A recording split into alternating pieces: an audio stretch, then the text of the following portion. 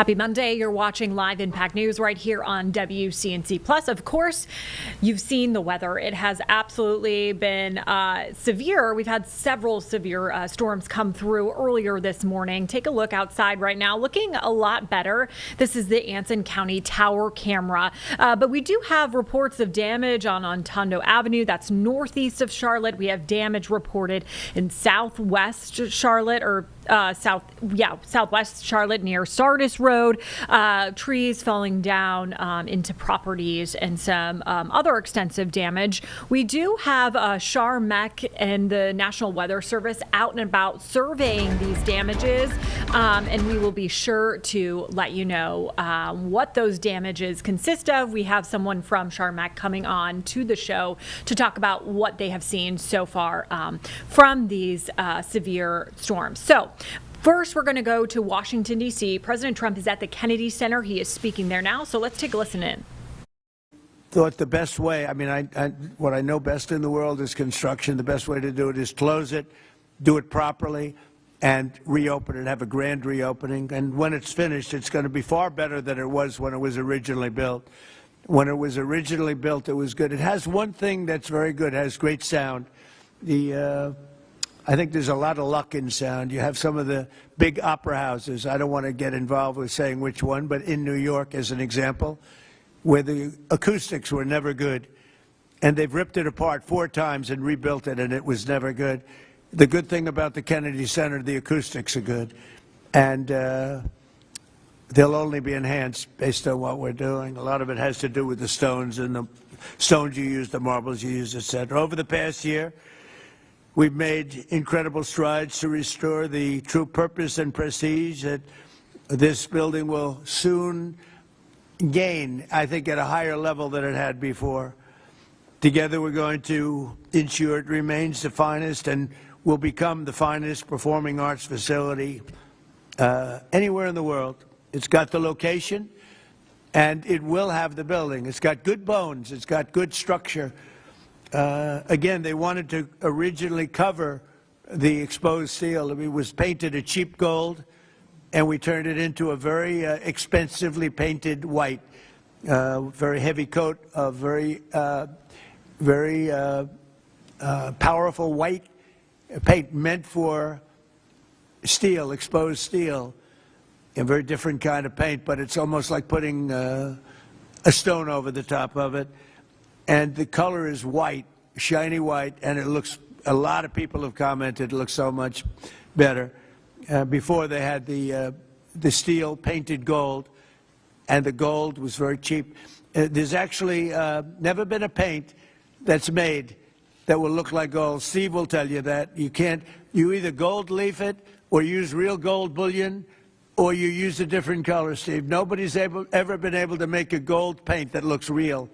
A little minor thing for the media. I'm sure you're thrilled with hearing that. But there's never been a paint. I said someday I'm going to discover a paint where you don't have to actually use gold leaf. Gold leaf is a very, very big and expensive process, but it's a beautiful thing, but not when you use paint. So we got rid of the gold columns, which looked always terrible. They looked cheap and they looked fake. Very much like the media, actually. And we took the columns and we painted them white. Before we painted them matte, very importantly, we structuralized them. We replaced bad steel that was very badly rusting. I mean, these are columns that are holding up a building. And we had to replace areas of columns that were actually rusted out because it was in very bad shape. It's not even describable how bad this building was, both inside and out. I want to thank Rick Grinnell, but you really did a great job, Rick, on this, and we appreciate it. I'm looking for your next venture, because he really was, there was a story he got fired. He didn't get fired. He was here for a short period of time, for a year, figuring it out with Matt and everybody else, and Matt now is going to take over, and he's a pro at construction, great at construction, and I think Matt would like to run the facility too. He's fallen in love with it, and I think he'd do a good job, but if I don't think he will do a good job, I'll say, Matt, you're fired, I'm getting somebody else. So You're under no pressure, Matt, okay? It's like Bob Kraft. If a football player doesn't perform well, typically you will fire him immediately, Bob. Do you ever let them stay around for 4 or 5 years if they're bad? Not too many times, right? So, anyway, I learned from you. So I want to thank also Attorney General Pam Bondi, who's been fantastic. I don't know, is Pam here someplace? Oh, hello, Pam. Good. She's been great. And the Speaker of the House, he's got the easiest job of anybody in government. He's got a majority of 2. I don't like to say 1 because it varies, but between 1, 2, and 3. And I think you're the only man that's ever lived that's able to be very happy about it. In fact, when we get up to 3, you know, every once in a while we get up to 3. Actually, for a period of time, we had it up to 4, and then we had a death. And death is very bad when you're the Speaker and you have a majority of 2 or 3. But we had a death, and then we had another death, and we had some things, and it's. But we're looking very strong. We had one man who was very ill. It looked like he wasn't going to make it. I don't know. I won't mention his name. Should I? Do other people know his name? Huh? Do you want to mention it? He'll be proud. Go ahead. Tell him the story. Okay. Well, thank you, Mr. President. Congressman Neil Dunn of Florida had some real health challenges, and it was very serious, and had a pretty grim diagnosis. And I mentioned it to the President, and I said, Congressman Dunn is a real champion and a patriot because he's still coming to work, and if others got this diagnosis, they would be apt to go home and retire. And what was the diagnosis? It was, I think it was a terminal diagnosis. He would be dead by June. Okay, that wasn't public, but yeah, okay, that's, it was grim, that's what I was going to say. I don't think with a heart problem, by the way. This was a heart problem.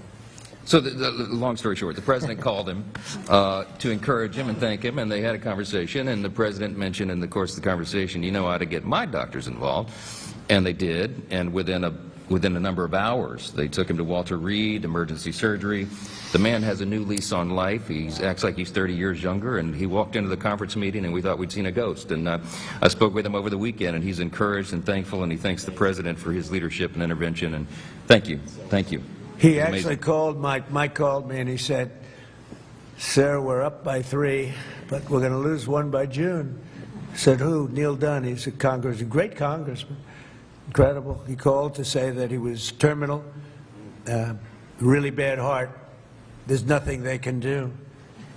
I said, "That's bad. Number 1, it was bad because I liked him. Number 2, it was bad because I needed his vote." But he really said, "Mike, I'm going to last this out for the President and you, and however long I live," I mean, it looks like June is the time, but however long I live, I'm going to be voting for you. I mean, how many people are going to say that? Most of them are going to say, "Mike, I'm retiring immediately. That's the end." He's an extraordinary man. But he didn't do that. It was really impressive. And then I realized I have doctors in the White House. The White House doctors are incredible. And they've helped me with other people. They're helping me with people right now. People that are very sick are like they're miracle workers. And I said, I have to call them. And I called the 2 doctors. They're both great. And they immediately went over to see the congressman. And he was on the operating table like 2 hours later. Yeah. And it was a long operation. They gave him more stents and more everything that you could have. I think he's got everything that you could possibly have. And they called up. They said, "Sir, I think he'll be fine." I said, "You got to be kidding." He said, "I think he'll be fine." And Mike was telling me the story that the other day he came into a meeting for the first time in a long while. Go ahead.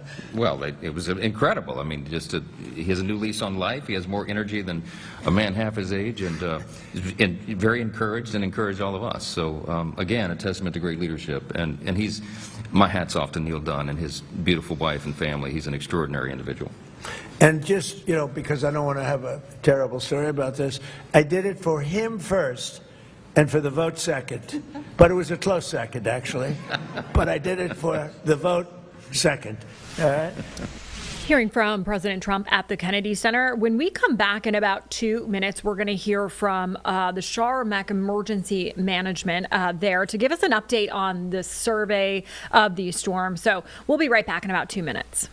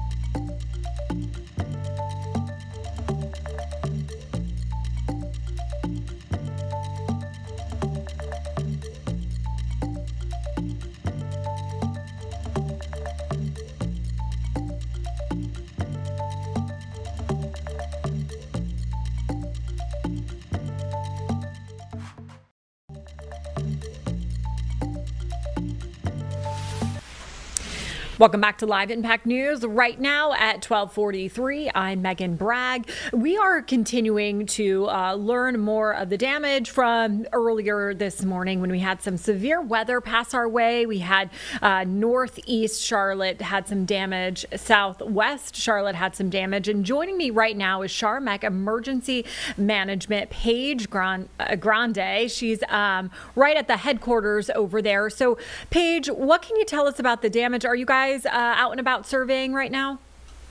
Yeah, it's a great question. So we've got some, the National Weather Service is actually on their way right now. And so once they get here, we will do more damage to really assess what has been going on. Again, like you said, we've kind of seen a little bit throughout the day this morning across Southeast Charlotte as well as northwest part of Charlotte. And so they will have crews here that will be going out and really surveying the damage.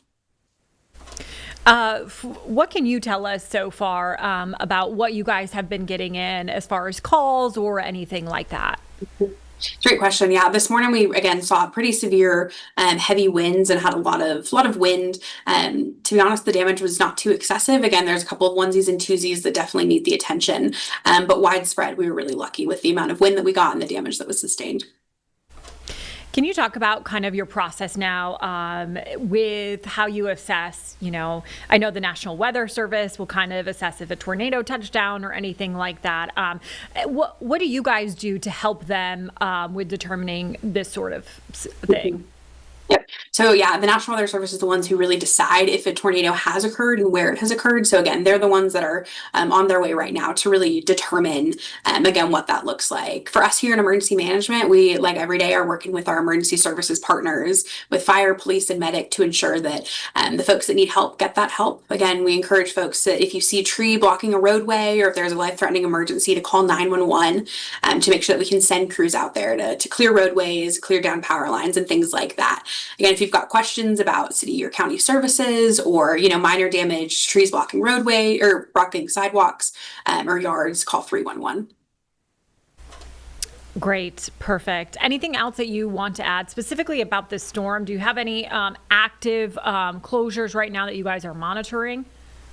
Yeah, so the biggest part of the storm is over. So again, the biggest threat is over, but we will see it's going to continue to be a windy day throughout the day. And so we're looking at another band coming in just a little bit. Again, not as intense as earlier, but we do encourage folks to, again, remain cautious, keep their plan in mind if this does pick up a little bit more and has more severe wind. So stay cautious, stay alert. Again, it's an ongoing situation and we'll stay safe. Awesome. Paige, thank you so much for taking the time to speak with us. Perfect. Thank you. All right. Paige Grande right there with Charmec Emergency Management. Like you heard her say, the National Weather Service is going out to those more harder hit areas right now to assess that damage to see if anything happened. They can call either if a tornado touched down or just wind damage in general. So stick with us right here on WCNC Plus. We will continue to monitor that for you and give you updates as soon as they come in. We're going to take about a 2-minute break right now, but keep it right here on Live Impact News on WCNC Plus.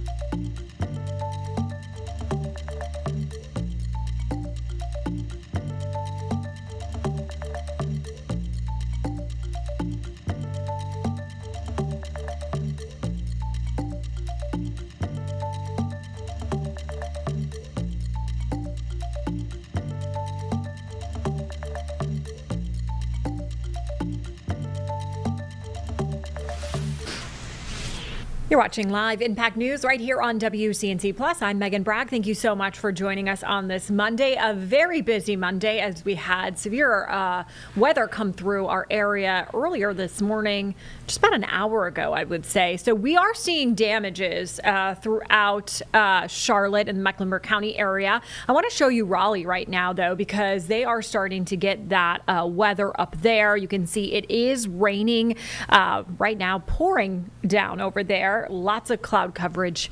But right back here in Charlotte, we are still monitoring the situation. We know that in northeast Charlotte, lots of damage over there. And then southwest of Charlotte, also damage. We are still tracking those power outages too. So let's take a look at the map right here. If we zoom on into Charlotte, you can see around 1,000 outages kind of near the Uptown area. That's around Graham Street. Yep, right on Graham Street over there. That's 761, I think it is, Carlene? Yeah, right around 760, something 800, right there near North Graham Street.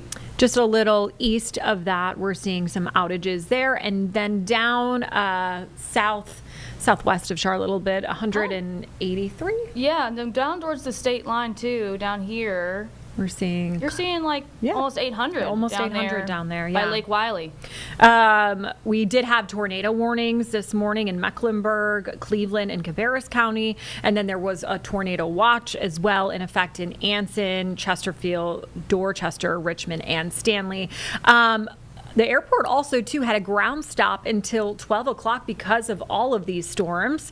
We are checking now to see. It looks like all of the flights are about up and running. We have a couple delays right here, 300 delays.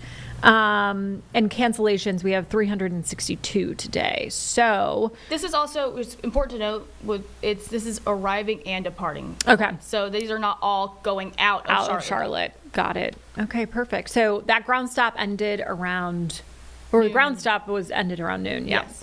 So we are monitoring this situation. Like I told you earlier, the National Weather Service is going to be out surveying these different areas to see what they can find and what they can determine as far as if a tornado touched down or not. We're going to have Brad Panovich in our Live Impact News studio at 1 o'clock, so we'll hear a lot more from him then. But let's turn it over to Washington, D.C., where the president is speaking at the Kennedy Center right now. For the board, so we'll have a little bit of a lunch, and it's an honor to have you all here. It's so many of you, Jimmy, so many of you are friends.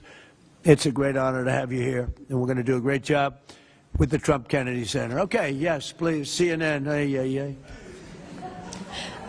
Thank you, Mr. President. I'm not CNN, I'm Daily Wire, but thank you for the question. Numerous countries have told me they are on their way. Can you give us a hint what they are, what that entails, how soon they might be there? You mean who are the countries? Yes, sir. I'd rather not say yet, but we'll be announcing Marco Rubio and the various people that are doing that will be announcing. And I have to tell you, we have some that are really enthusiastic. They're coming already. They've already started to get there. You know, it takes a little while to get there. It's like, in some cases, you have to travel an ocean. So it doesn't go that fast, but it'll go fast. And we have some that are fairly local that are doing it. But we'll give you a list. Some are very enthusiastic, and some are less than enthusiastic. And I assume some will not do it. I think we have one or two that will not do it that we've been protecting for about 40 years at, tens of billions of dollars, Mr. Speaker. So I'll be reporting that to you in the House and the Senate, and I'll say, why are we protecting countries that don't protect us? And I've always felt that was a weakness of NATO. We were going to protect them, but I always said, when in need, they won't protect us. Now, this isn't need. Need would be one of the big boys. But I will say that we built the greatest military in the world, and we protect people. And if we need their mine boats, or if we need anything, any piece of apparatus that they may have because of a situation that they have, they should be jumping to help us, because we've helped them for years stay out of wars. Yeah, please. Thank you very much, Mr. President. Can you tell us if you have spoken with French President Macron about the coalition to reopen the Strait of Hormuz? Have you been speaking with the French President? What does that mean? have you been speaking with the French President Macron about the coalition to reopen the Strait of Hormuz? Yeah, I have spoken to him. He's been on a scale of 0 to 10. I'd say he's been an 8. Not perfect, but it's France. Are you We don't expect perfect. Are you confident that France will help with the reopening of Strait of Hormuz? Yeah, I mean, sure. I think he's going to help. I mean, I'll let you know. I spoke to him yesterday. I don't do a hard sell on them because my attitude is we don't need anybody. We're the strongest nation in the world. We have the strongest military by far in the world. We don't need them. But it's interesting. I'm almost doing it in some cases, not because we need them, but because I want to find out how they react. Because I've been saying for years that if we ever did need them, they won't be there. Not all of them, but they won't be there. I was very surprised with the United Kingdom, because the United Kingdom, 2 weeks ago, I said, why don't you send some ships over? And he really didn't want to do it. I said, you don't want to do it. We've been with you. You're our oldest ally. And we spend a lot of money on, NATO and all of these things to protect you. I mean, we're protecting them. We're working with them on Ukraine. Ukraine's thousands of miles away, separated by a vast ocean. We don't have to do that, but we did it. Well, Biden did it. I mean, I have to be honest with you. Biden got taken to the cleaners. But we worked with them in Ukraine. We don't need to work with them in Ukraine. And then they tell us that we have a mine ship around, and they don't want to do it. I think it's terrible. No, I was very surprised. I told him, we requested 2 aircraft carriers, which they had, and he didn't really want to do it. And then right after the war essentially ended, meaning they were obliterated, he said, I would like to send the aircraft carriers. I said, I don't need them after the war is ended and won. I need it before the war. So I was very upset with, not upset, I was not happy with the UK. I think they'll be involved, yeah, maybe. But they should be involved enthusiastically. We've been protecting these countries for years with NATO, because NATO is us. You can ask Putin. Putin fears us. He has no fear of Europe whatsoever. He fears the United States of America and the military that was built by me in the first term. Yeah. President, you mentioned the significant amount of oil that China derives from the Middle East. What is the status of your conversation with President Xi in terms of getting China to cooperate, in terms of making the Strait of Hormuz safe for those oil tankers? Yeah, so China is a great example. They get 91% of their oil from the Hormuz Straits, which we protected for years. And it always bothered me that we have these countries. Japan gets 95% of its from the Straits, the Hormuz Straits. And it always bothered me that we're protecting and we don't need them. We didn't need them before we started dig we must. Dig me must, that's the Trump policy of lots of oil. And we didn't use them very much. It used to be at 10%. Now it's at almost 0. We don't need, we don't need oil. We have all the oil we need for ourselves. It's one of the great assets that we have. We have more than double what anybody else in terms of oil production. We're at more than double any other country. So we don't need it, but we did it. It's almost, you could say we did it out of habit, which is not a good thing to do. But we did it because we have some good allies there. We have some great Middle Eastern countries there, Israel there. So we did it for a lot of reasons. But it always amazed me that we did it. We never asked for reimbursement. And it was really there to serve other countries, not us. And by the way, we have the Sugar King. The same story. Look at that. Alfie von Hool. Alfie, thank you both very much. Huh? That's Pepe, yeah. Pepe. Hi, Pepe. How are you? How are you? Is Alfie in the backstage? No. Is he sitting back there waiting for you? No? You doing all right? Pepe is a great friend of all of ours, I think, in the room. Tremendous. And we appreciate you being here. Great to have you. Thank you. Mr. President, honored. That's great. Both of you. Thank you very much. So go ahead, please. Mr. President, you've said that Iran does want to make a deal. Now, into the third week of this bombing campaign, what would that deal look like? What are the ask that you're making of the They government want to make of a Iran? deal. They're talking to our people. I don't know if they say that to you. Maybe they do, maybe they don't.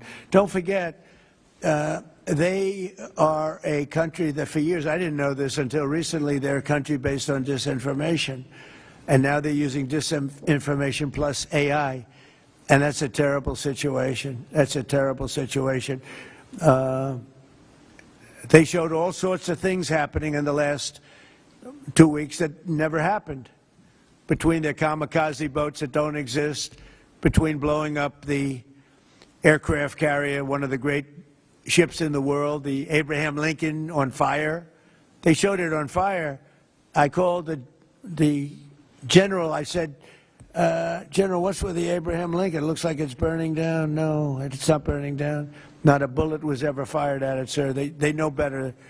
I said, this is my first glimpse of AI and what they've done with it. They showed buildings in Tel Aviv burning to the ground, high-rises burning.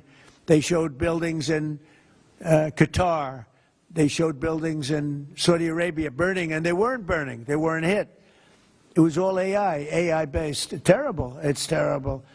And that's their only, I think that's the only thing they do well. They're negotiating, and we always talk. When, you know, somebody said, well, would you talk? Why would you even talk to them? I talk to everybody because sometimes good things come out of it. But I don't know if they're ready yet. They're taking a pounding. I don't know if they're ready yet. And we don't even know their leaders. Look, all of their leaders are dead, as far as we know. But they're all dead. We don't know who we're dealing with. We knocked out the first group.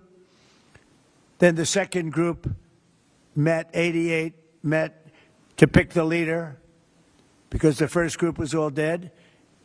And the second group got knocked out. They're all dead. Then a third group met. I would think they're a little nervous about meeting. I don't know if they're nervous. Maybe they're not. Maybe they're crazy. If they're not nervous, then they're crazy.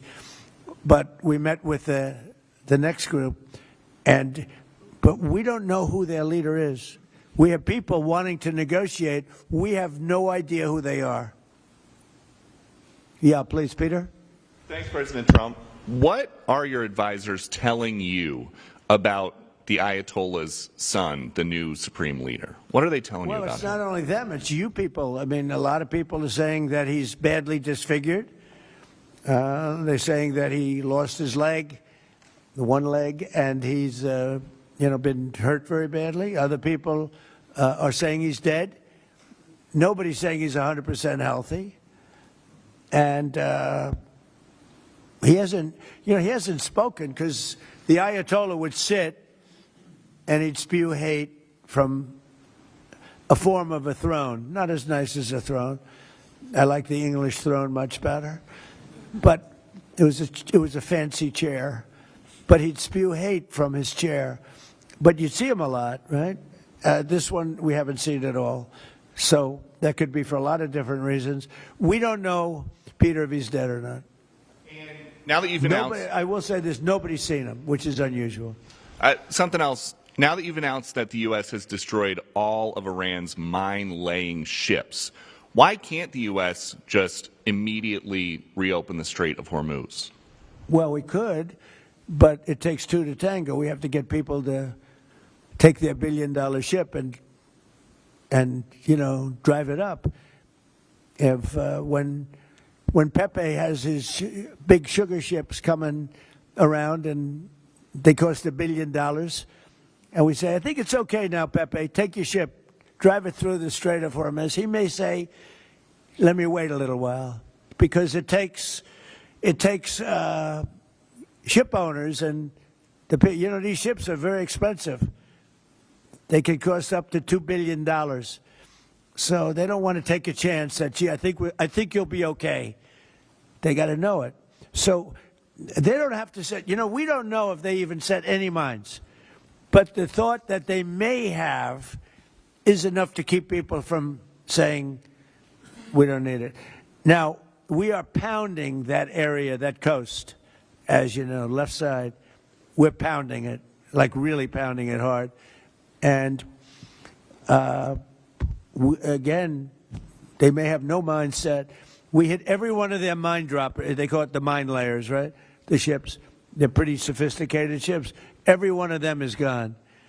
But it only takes one. So it's a little unfair. You know, you win a war, but they have no right to be doing what they're doing. But we're hitting them very hard. And today is a big day where we're pounding a certain area that has very much to do with the Strait. And I think we'll get it going very soon. In addition, we do have other nations coming in. You need people to watch and people to see. We have other nations coming in. Yes, please. If the United States is working to secure the Strait of Hormuz for the benefit of other countries like China, and our allies aren't yet stepping up to your standard, is the United States getting back to being the world's policeman? Look, the United States should not be very much involved. They can on a certain basis. They've been doing it for a long time. But I've always said, if you look back years ago, I said, why aren't we being reimbursed? You know, these are the richest countries in the world. Why aren't we being reimbursed for maintaining the Hormuz Strait? And why aren't we being reimbursed for that? I've said that for years. You can go back. They reported on it yesterday. I've been saying a lot of things about the Straits. Number one, I said it's the one advantage they have. But that's a suicidal advantage because they kill themselves more than they kill the rest of the world. And there are things you can do. With time, there are other things you can do. But I think we're going to have the situation straightened out pretty quickly. And I think we're going to have some good help. And I think we're going to be disappointed in some nations, too. And I'll let you know who those nations are. One of your advisors, David Sachs, said the other week that the U.S. should, quote, declare victory and get out of the Iran war. He also warned that if the conflict escalates, Israel may contemplate the use of a nuclear weapon. Has he shared that assessment with you? No, he hasn't. Israel wouldn't do that. Israel would never do that. And, there's a theory. You pounded them to hell, and you could just leave now, and it'll take 10 years for them to build back not nearly what they have right now. And I guess that's another theory. But we want to have it ended so that another president doesn't have. Look, for 47 years, no president was willing to do what I'm doing, and they should have done it a long time ago. It would have been a lot easier. There's no president that wanted to do it, and yet every president knew. I've spoken to a certain president, who I like, actually, a past president, former president. He said, I wish I did it. I wish I did, but they didn't do it. I'm doing it, yeah. Which president? I can't tell you that. I don't want to embarrass him. It would be very bad for his career, even though he's got no career left. Go ahead, please.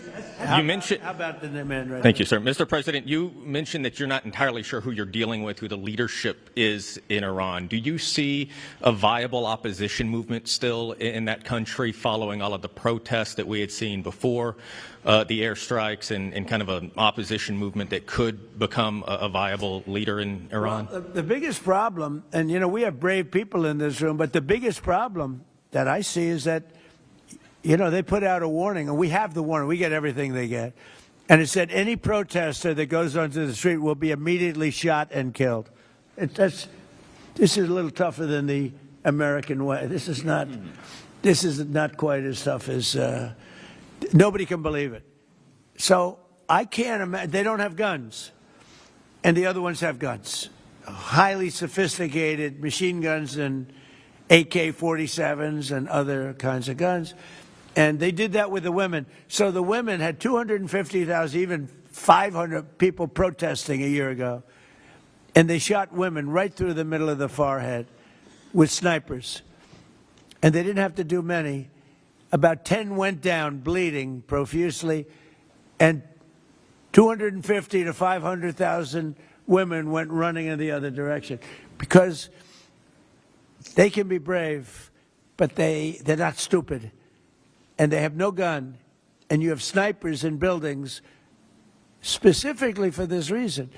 So a woman goes down falling, bleeding from the head, and it doesn't take long for that to spread. And when that spreads, that crowd dispenses. And nobody else has been able to do that to the extent that these people are violent.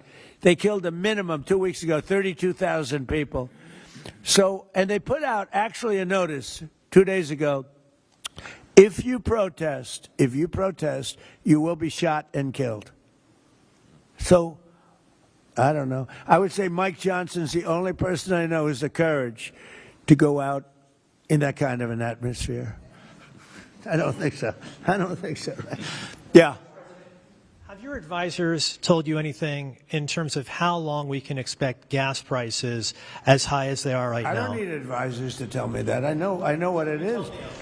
You know, the Prime Minister of UK, United Kingdom, yesterday told me, I'm meeting with my team to make a determination. I said, you don't need to meet it with the team. You're the Prime Minister. You can make your own. Why do you have to meet with your team to find out whether or not you're going to send some minesweepers to us or to send some boats? I said, you don't have to meet with your team. It's the same thing here. I can tell you that when this is over, oil prices are going to go down very, very rapidly. So is inflation, so is everything else. But frankly, much more important than short-term or even long-term oil prices, you can't let the most violent, vicious country in the last 50 years have a nuclear weapon, because the Middle East will be gone, Israel will go first, without question, and they'll certainly take a shot at us before we get our act together and say we got to take them out. You can't let Iran, who's truly a nation of great terror and power. Look what happened in the last 2 weeks. They weren't supposed to go after all these other countries in the Middle East. Those missiles were set to go after them. So they hit Qatar, Saudi Arabia, UAE, Bahrain, Kuwait. Nobody expected that. We were shocked. And the other one, you know, they fought back. They could have yielded. But think of it, if we weren't around, they had tremendous power. They had thousands of missiles, most of which we've terminated. They had thousands of drones. They were making drones and missiles all over the place. We've knocked out most of those factories.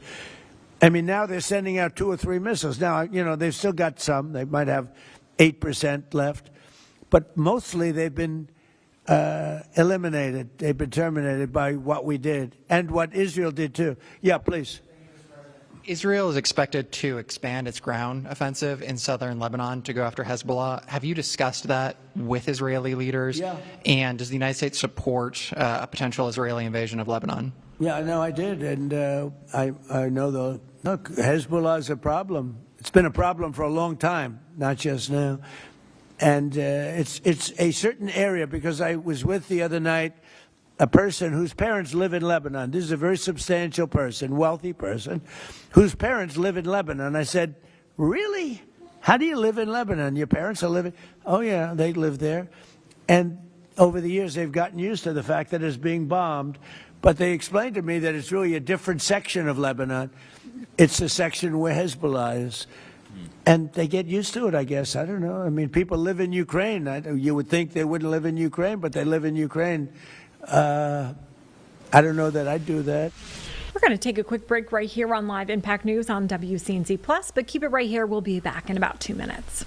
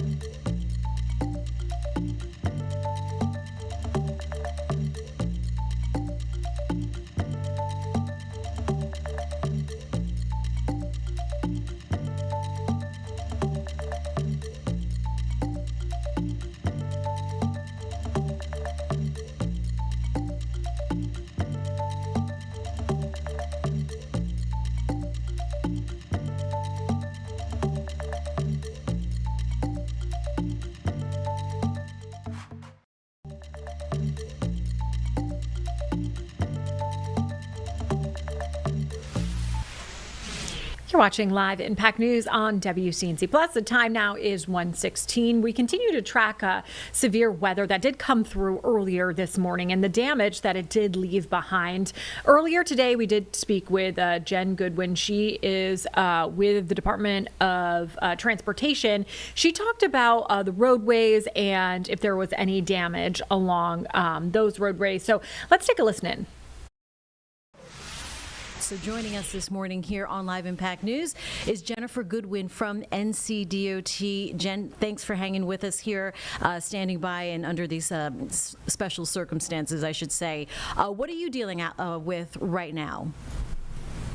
Well, like you said, Jane, we've been getting ready for this and treating it very seriously. As you can imagine, we haven't seen something like this in a while. I was looking at the radar a little while ago and looking at this trail of red, yellow, green, just from north to south, all across our state, covering the entire north to south border. And we've already seen several tornado warnings across the western part of the state, and it's just going to march eastward. So our statewide emergency operations center has already been activated, and we are prepared to respond, and we're prepared to do what we have to in this area. We've already had some of our crews on standby last night, just in case we were to get any calls at any of our county maintenance facilities, which fortunately we did not. But we think the biggest concern today will probably be the winds and any potential for downed limbs or downed trees. Like the school buses, when the winds reach 35 miles an hour and stay sustained at that level, we're going to have to pause our work as well. We will have to shelter in place. So we're hoping it won't get to that point, but we have to do what we must to keep our crews safe as well.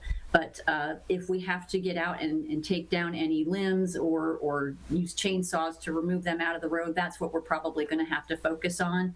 And we've also got, of course, close conversations with utility providers, because if any of those trees get caught up and tangled in any power lines, we're going to have to stay in close communication with them to make sure that those are out of the way first before we can remove any limbs out of the roadway.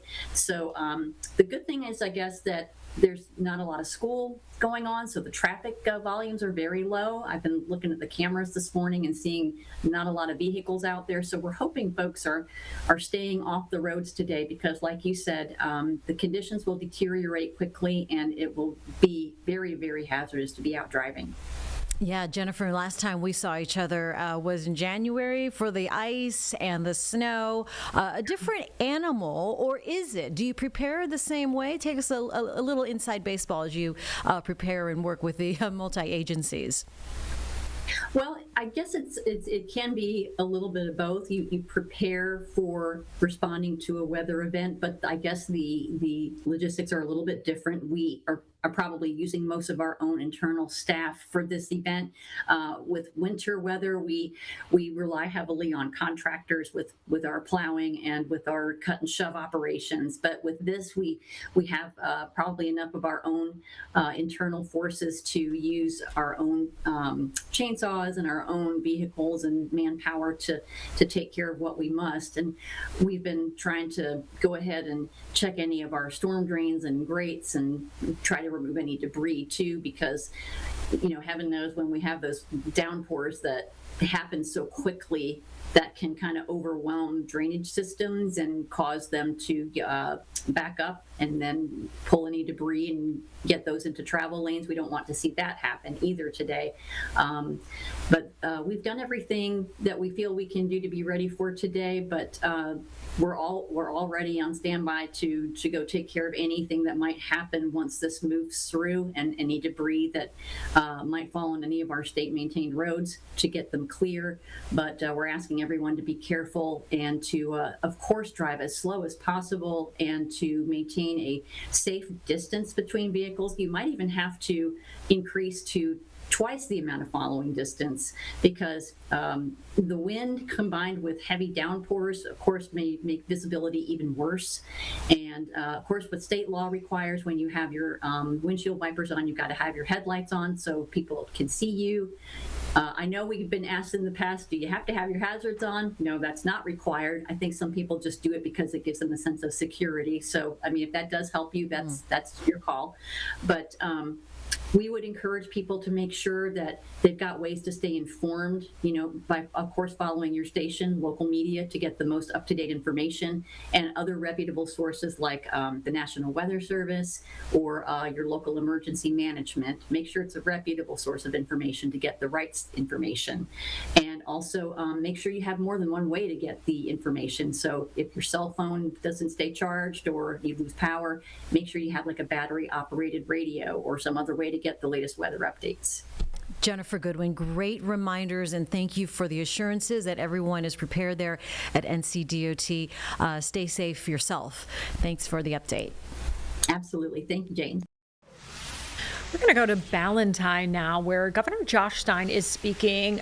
City's Charlotte office is investing $16.1 million in Mecklenburg County for their office facility, and it's going to create 110 new jobs. That is what he's talking about right now. So let's take a listen in. All the good work that you and your people will do here as you continue to benefit from everything that our state has to offer. And thank you for all the opportunities that you're going to create for our people with your additional Our Brad investment. Panovich is actually going to give us an update on the weather right now, and then we'll head back to Josh Stein. So let's take a listen into that.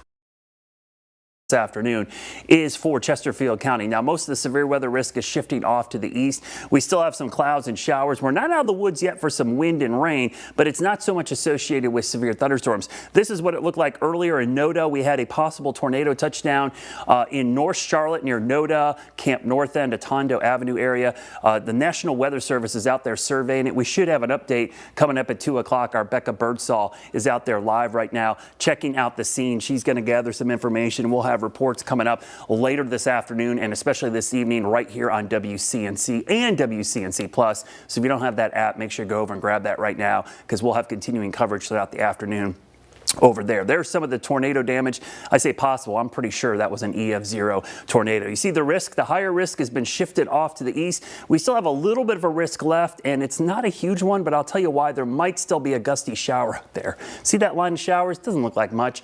That's the actual cold front that has yet to move through the area. Here was that path of damage that moved through Mecklenburg County. That was that possible tornado. Everything is out of the area, but we're going to be watching this line of showers coming in from the west that could bring us a gusty, I'd say a gusty shower, maybe not a thunder shower, but more so just some wind.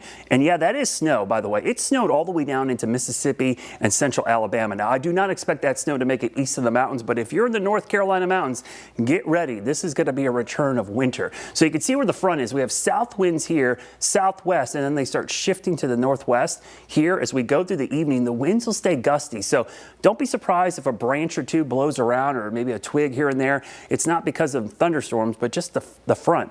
The front's going to have really strong winds ahead of it, and then right behind it, eventually everything will calm down as we go into overnight. So your evening forecast, highest rain chances over the next couple of hours with that front, then they trend down. Look at the fall in temperatures. By 8 o'clock, we're going to be in the 40s. We were in the upper 60s this morning when you woke up. Now, there's frost and freeze advisories to the south. Here's the thing. Frost and freeze advisories are issued more on local ag offices saying they're in the growing season or not. Everybody's going to see a freeze tonight. It doesn't really mean you're under a freeze warning. It really has to do more with how far along you are in the growing season. So if you have tender plants out there tonight, or you planted early or something came up, you need to take full precautions tonight, because we're going to be down into the teens, 20s, and low 30s, everybody below freezing. So at least the light freeze tonight and tomorrow, temperatures will struggle to get back into the upper 40s. So a return to winter here over the next 24 hours. In fact, on the backside of this front tonight, that is snow. Yeah, winter weather advisories in effect for the mountains. Notice none of it makes it east of the mountains, just a cold, windy night. The next couple of days, it'll be chilly tomorrow, but we start to warm up pretty quickly in earnest as we start to see milder air move back in. But St. Patrick's Day is going to be frigid tomorrow with that northwest flow persisting for about a day, day and a half. Eventually, we get towards the end of the week, this trough will move out of the area. High pressure is going to build back in from the west. That high pressure system, that's the warmer air. That's going to be traveling in probably by this weekend, and we'll see temperatures back up close to 80 degrees. So for the gardeners out there, the landscapers, people who love the flowers, you got to take precautions. Tonight is at least a light freeze. I think Wednesday morning, that legit looks like a pretty hard freeze. Not only is it going to be in the 20s, it could be below freezing for 5, 6, 7 hours. That's a good long duration. So anything tender will likely get damaged. Even on Thursday, I think will only be about 30. So we've got 3 nights where potentially you could be dealing with frost or freeze potential. Pollen forecast starting to recover after a little bit of a lull because of the rain. It's going to ramp back up, and by the end of the week, we are going to see significant levels of pollen, especially the tree pollen, which is cedar, oak right now, and the pine. The pine is starting to show up all over the place. Here's a quick look at your Jerry Hunt Supercenter 7-day forecast. Happy St. Patrick's Day tomorrow. It'll be a chilly one. It'll feel like Ireland with temperatures in the 40s. We stay in the 40s for Wednesday, but then the warm-up starts Thursday, and look at that. By the weekend, believe it or not, we're going to go from winter-type weather in the middle of the week. By the time we get to Saturday, those temperatures will be pushing 80 degrees. That is a very typical March week all over the place. It is our most extreme month of the entire season. Stay tuned. We'll have more updates coming out throughout the afternoon right here on WCNC.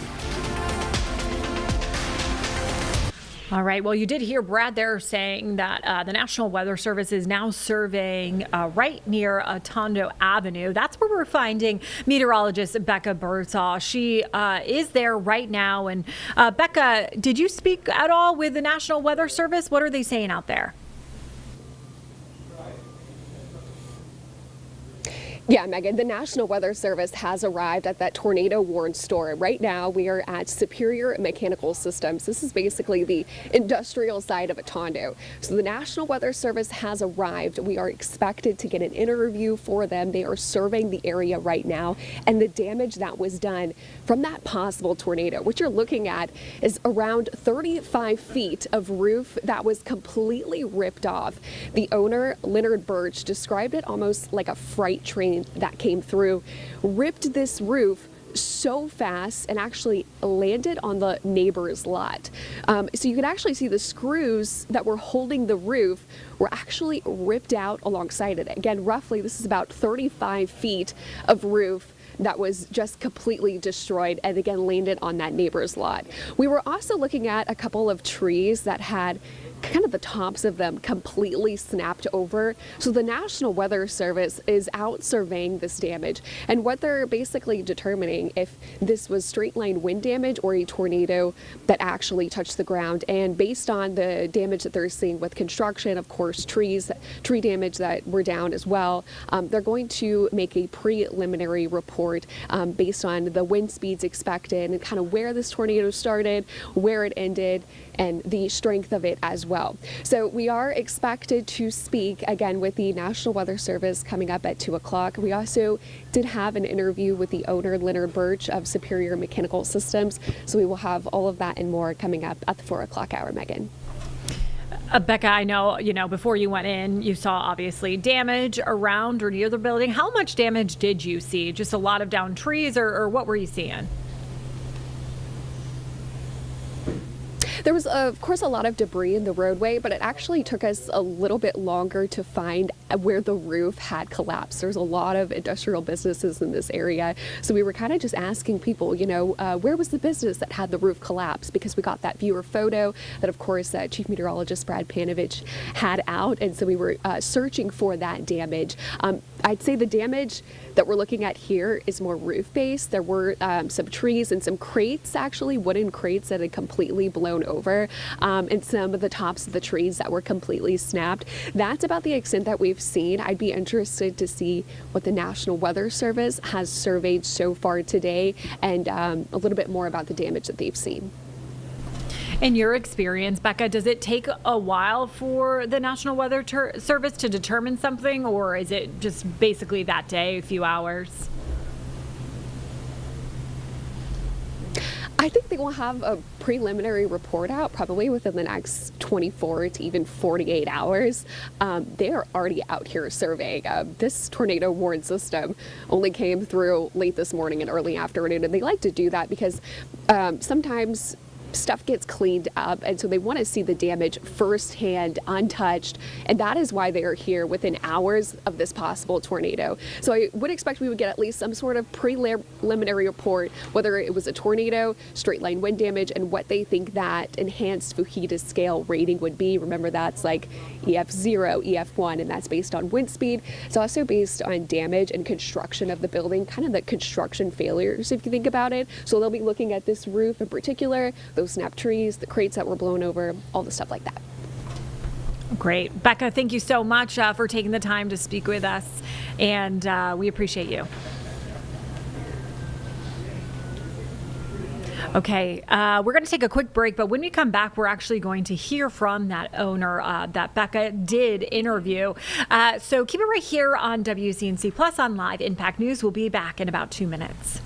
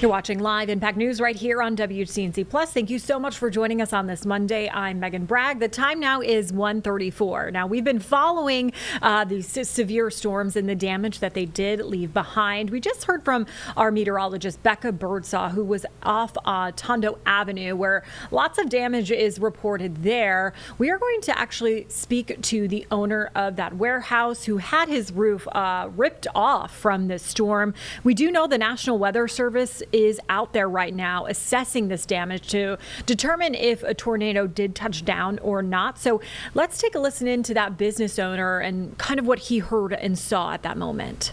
BURCH last name.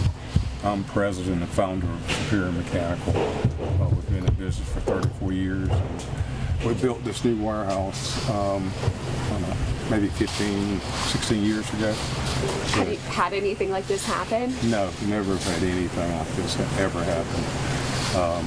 And like I said, sitting at my desk, and then I heard the rumble, the roar of the wind, and jumped up to kind of see what was going on. And that's when I saw all the pallets from the pallet company. They stacked those high against their fence there, and it was literally blowing those up into the air and moving them everywhere. And then, of course, I got a call from down here. We expect deliveries, and a lot of times the door is cracked like it is now at maybe a quarter position, so we see the delivery trucks coming in. And whenever the storm or the wind hit, it came in, they hit the button to lower the door, and the wind took it back up. And then it came through through here, and for some reason it went back up at that spot there and just ripped the roof off. And there were panels just laying our neighbor, that trailer facility. And all the panels flew there. Out on the side of the building here, the chain link fence, on the opposite side that separates our two lots. It was kind of ironic, but the concrete that holds the post in place was literally pulled out of the ground. I guess the force of it hit that and did some damage to the fence also. Describe the damage to the roof. I mean, when you walk in, you're like, oh my gosh, what kind of, force would have to do to just rip this all off? Yeah, I just honestly couldn't believe it. Just hit one section and pulled that whole section out. You can actually see the screw holes in the metal roofing. They have the insulation, but you can see the screw holes where each panel is laid down and screwed off. It literally ripped every screw out and pulled that whole section of metal up. And like I said, it blew it over to the neighbors on top of its trailers. Some of the guys went over and pulled the stuff off of their trailers. And so you've already done some cleanup here. Tell us about what you kind of cleaned up around. Yeah, we did. We store a lot of equipment here. Anything that could be damaged by water, we moved immediately. So we wouldn't be. We're good back there and we're good up here in the front. But we got anything out. There's one package in it, but it's designed to go outside anyway. And it's shrink wrapped and cleaned, but still a little blown away at how all this happened so quick this morning. How do you feel emotionally after, possibly being in a tornado-warned system earlier today? It was very disturbing to get the word at first, and then to come in and see the damage kind of blew me away. But thank God that no one was injured and none of our product was damaged in any way. It just, like I said, it just pulled our roof, that section of roof off. What did it sound like? It sounded more like, when I heard it originally from my office, I heard it sound like a freight train coming through. And then that's when I heard all the noise of the pallets being blown into the air and thrown and stuff just hitting. And once I got outside, of course it was moving. I guess it had moved, and from what I understand from my neighbors across the street, they had a section of their panel that blew out, because I got down and I was looking at the fencing and I saw this one yellow piece there, big huge section, and I'm like, where'd this come from? I walked up to their building, it blew a section of it and it rode all the way down, hit the fence down here and wound up on our property. Wow. Yeah, so it was a huge amount of force that came through. I'm just, like I said, very thankful that no one was injured and nothing was damaged inside of the building. The roof can be repaired and we'll move forward. And what does move forward look like for you guys? Well, roofers, we contacted them immediately, and they're coming back in a few to go ahead and put tarps over everything up top so the water will continue to drain away from everything inside the building here. And then as soon as the weather clears, they're going to come back in and replace these sections of the roofing. Didn't expect this morning. No, I did not. For Monday morning, it wasn't. Literally, I was scheduled to be in Myrtle Beach on a project we've got down there for a meeting. And once they closed the schools and everything, they canceled the meeting down there because they were expecting bad weather too. So they canceled that, which was good that I was here. And like I said, the whole team, they moved quickly to move product out of the way and make sure it was secure. And that's all we can do. Is this a huge setback, like financial? So you heard him there. Thankfully, no one was injured. Their product is okay. So that is some good news there. Let's take a look at your radar right now. We are looking at severe storms moving east of North Carolina. You can see that red line in Wilmington, North Carolina, and storms continuing to move. James is here.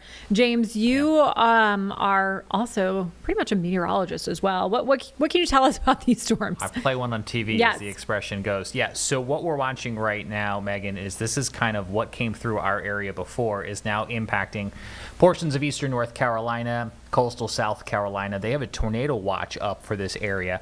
We do also have a few severe thunderstorm warnings up right now. So those do include Jacksonville, North Carolina. That's the warning polygon there I just outlined. We also have one that extends further south down towards the Wilmington area. So 2 severe thunderstorm warnings right now, which means that the National Weather Service is watching these storms for potentially damaging winds. And they'll, of course, keep an eye on it and see if anything starts to rotate. And if they do detect that, they'll go ahead and issue a tornado warning as well, too. So the storms that came through this morning are continuing to impact our neighbors off to the east. Okay. And then I'm seeing, if we can go back just really quickly, that little line in Charlotte, is that something that we're seeing right now as well? Yes, so there was some discussion a little bit earlier about whether or not we could see a secondary line, and that is not going to be a major threat, but we are still seeing kind of little pockets. There's some rain here. There's a small little line back across upstate South Carolina, and they are moving off to the east, so we are still going to get little bursts of rain showers here and there. It's still pretty cloudy outside, and honestly, the fact that it's cloudy outside is probably what's saving us from these waves of rain being any stronger. When we have the sun, that would kind of amplify that energy, but we're still kind of in this cloud layer right now, and that's helping keep everything nice and calm. Okay. Perfect. Thank you for that, James. We're going to take a 2-minute break right now on Live Impact News, but keep it right here on WCNC Plus.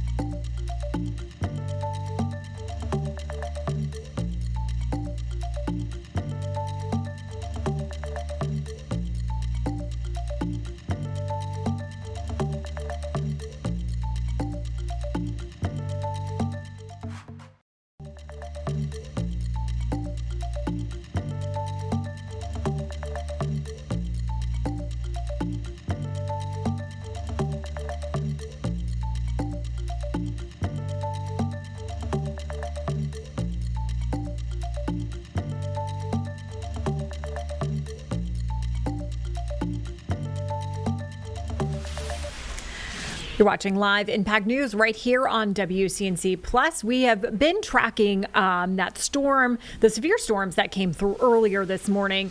We are seeing just a little bit of rain in our area right now in Mecklenburg County. This is a picture from Matthews, courtesy of Carolina Weather Group. So thank you to them for sharing this. You can see clouds moving over. It looks very dark over there in Matthews as well. We do know that there was some damage over near Sardis Road. If you do know where that is located in Matthews. Taking a look now at this radar, though, those severe storms moving east right towards Wilmington, east coast of North Carolina. And if we zoom out just a little bit more, also to Washington, D.C., dealing with that some bands as well of severe weather. Washington, D.C. officials did hold a briefing about some severe storms in their area. So let's take a listen in. Delta shelter in an interior room away from windows. After the storm, be careful when there's high winds, there is likelihood of downed trees and downed power lines. Pepco can say more about this, and we will hear from Pepco shortly about how to report outages or report downed power lines. The phone number is 1-877-737-2662. Director Kirschbaum will share more about how we handle downed trees, and we want everybody, of course, to stay connected with us and with our partner organizations, but we also want to set a clear expectation that in the most significant case of weather today, or if we have significant numbers of downed trees or downed power lines across the city, it could take several days or longer to get back to normal. So we all are praying to the weather gods, but we are also preparing. Once the storm has passed your neighborhood, and we just, again, ask you to check on vulnerable neighbors and friends.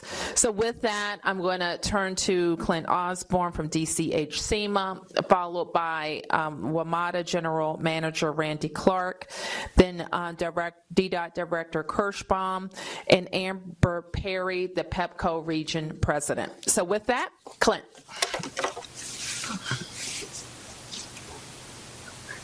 Thank you, Mayor. So as the mayor said, we have a powerful storm system bringing widespread and severe weather across the eastern United States today. The highest threat is concentrated over the interior mid-Atlantic, where we could be seeing damaging wind gusts and tornadoes. The Storm Prediction Center for the National Weather Service has designated the Washington area a moderate threat, or a moderate risk. This is a level 4 out of 5, with 5 being the highest risk level for severe thunderstorms, and they have flagged tornado threats. The way they explain this to us is that our current risk level is similar to that of traditional tornado alley states like Oklahoma, Arkansas, and Tennessee. And the last time we had these conditions was the 2012 derecho that caused significant damage to the district. This is a risk level that we rarely see in our area, and we will see temperatures continue to climb this afternoon and fuel this storm. The National Weather Service has already issued tornado warnings to the west and to the south of us, as well as a tornado watch for the district until 7 p.m. They can always escalate that to a more significant tornado warning if conditions become favorable. So as the mayor said, we ask that you take this storm seriously. We certainly are.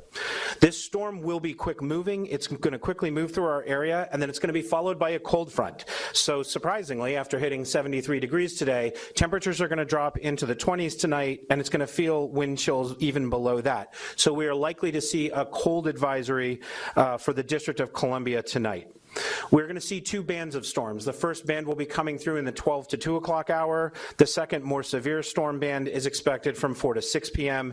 And these storms will move rapidly, so please do not wait until the storm is overhead to take action. There are three main hazards at play: damaging winds, tornadoes, and flooding. We are looking at wind gusts of up to 80 miles an hour, as well as possible tornadoes. As the mayor said, if we do see flooding, we expect it not to be widespread, but rather in low-lying areas and areas where potentially storm drains have been clogged. But as the mayor said, please don't drive through standing water. At Mayor Bowser's direction, HCM has activated the district's Emergency Operations Center and Joint Information Center. Our first responders and emergency personnel are already positioned to respond to potential impacts.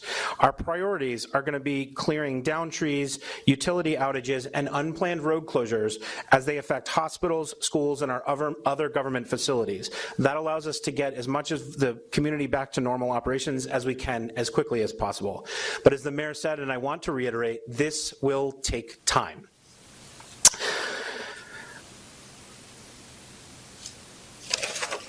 Okay, So a lot of times we get the question, what do I do if a tornado watch happens? So a couple of things will happen. If we reach a tornado watch, the National Weather Service will send a wireless emergency alert. This is the alert that comes directly to your mobile phone. It causes it to buzz and make an alarm sound. A couple of things you can do. One is you can look around your surroundings, whether you're at work or whether you're at home, and find a sturdy, safe place indoors away from windows. If you get that alert, that's where you want to go.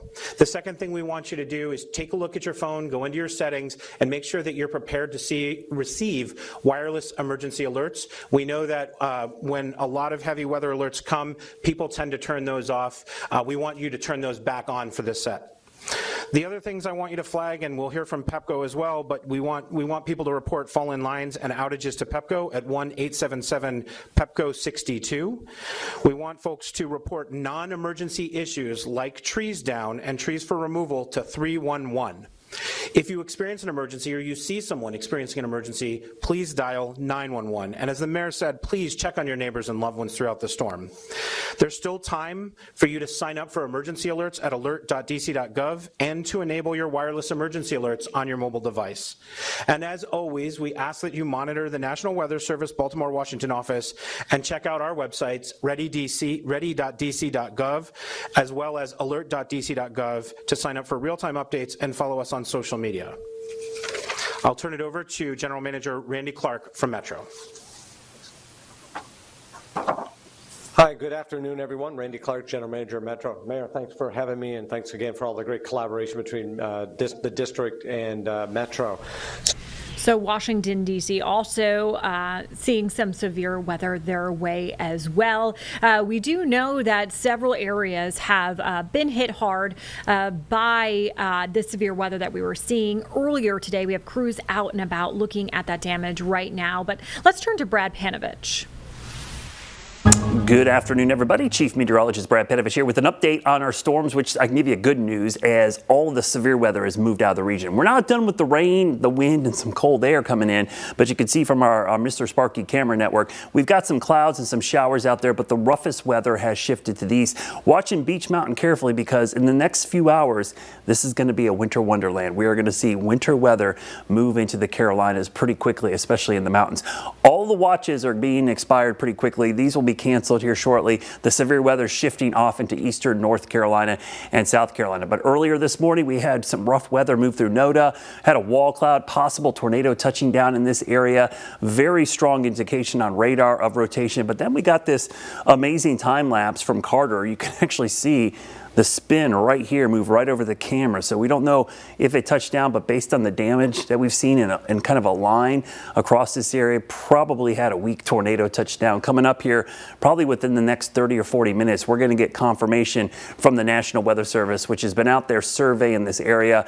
Our own meteorologist, Becca Birdsall, is there right now as well. Will give us some reports from the scene coming up this afternoon and this evening. The severe weather risk declining from west to east, everything getting pushed out of here. Still have the cold front to move through, so there's still a small chance that we could see a gusty shower. I wouldn't call them severe weather, but the cold front's right here, so there could be a small line that develops as it moves through. But you can see the path of those storm reports. We think something caused damage, either straight line or tornadoes moved across this area all the way out towards Stanley County. I actually got reports around Baden, Albemarle area, big trees down.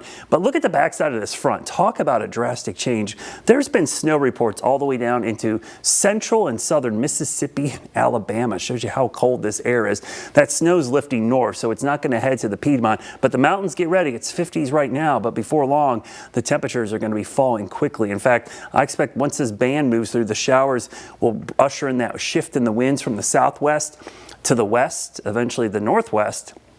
And that's going to bring us really cold conditions tonight. You see those temperatures falling back down into the teens, 20s, and 30s. So if you have tender plants out there and you didn't have a chance to cover them or you put them in a little early, tonight, tomorrow, and Wednesday morning, all are going to need protection because we're only going to warm up into the upper 40s tomorrow under mostly sunny skies. It will be a return to winter for a couple of days. Our futurecast shows that front coming through around 4 o'clock or so, and then the really cold air spilling in behind it with the snow in the mountains. You can see most areas are going to stay clear tonight. Could see a few clouds on Wednesday, but a warming trend will start to ensue once we get past Wednesday. That front moves out. Another shot of cold air comes in tomorrow. So tomorrow will be one of those days we will struggle to get out of the 40s.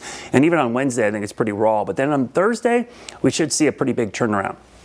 All of this cold, the severe weather caused by this sharp, what we call trough. It's a dip in the jet stream, moving right over the Carolinas and then pushing out to the northeast by the end of the week. Warmer air will start to move back in. And believe it or not, by the weekend, we're going to go from winter weather here in the middle of the week in the mountains to near 80 degrees by the upcoming weekend. But as I mentioned, if you do have tender plants in the ground or stuff just came up, it's been so warm, it's hard for a lot of the plants to kind of fight this. So even if you didn't plant it, Mother Nature's probably taken over here. The next 3 nights, and especially Wednesday morning, I expect a pretty significant freeze. So please take full precautions. Pollen levels, they're going to come roaring back as well. Be prepared.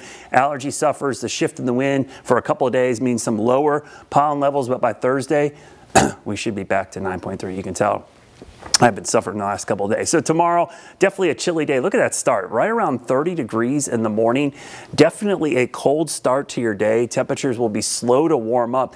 Even with full sunshine, I think it's going to be a real struggle to get to 47, 48 degrees, and that wind is going to provide a little bit of a wind chill, which will make it feel even colder than that. Your Jerry Hunt Supercenter 7-day forecast. Happy St. Patrick's Day tomorrow. A couple of chilly days with temperatures in the 40s. Look at those freezes in the morning, Tuesday, Wednesday, Thursday. But by Friday into Saturday, we start to turn around. So just in time for the weekend, we should have beautiful weather for another home match for Charlotte FC on Saturday.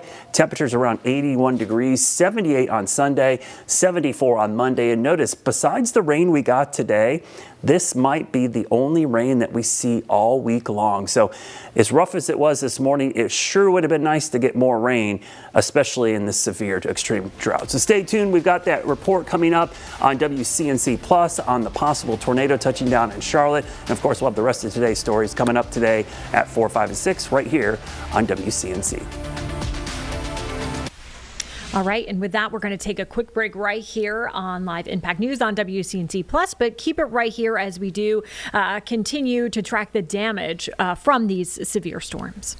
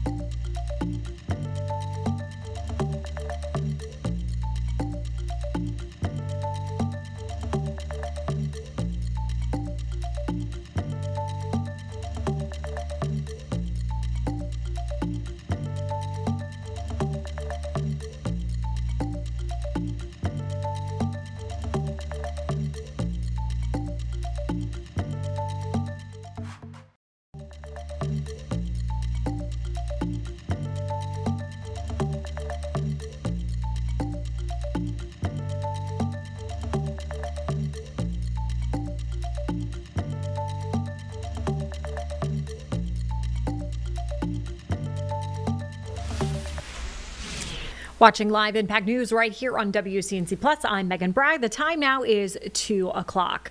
We are expecting to hear from the National Weather Service about damage that was caused from the storms earlier. We're waiting to see what they are assessing over there and to see if they have an update, if they can determine or not if a tornado did touch down in Charlotte. So we are waiting to hear from them soon. But as we wait, we want to give you some breaking news out of New York. This is in Flushing, Queens. 2 people have been hospitalized in critical condition after a fast-moving fire did lead to a collapse in Flushing, Queens. That's according to the FDNY. So the fire department there saying that the fire broke around 12:30 in the first and second floor of a 3-story multiple dwelling on Avery Avenue.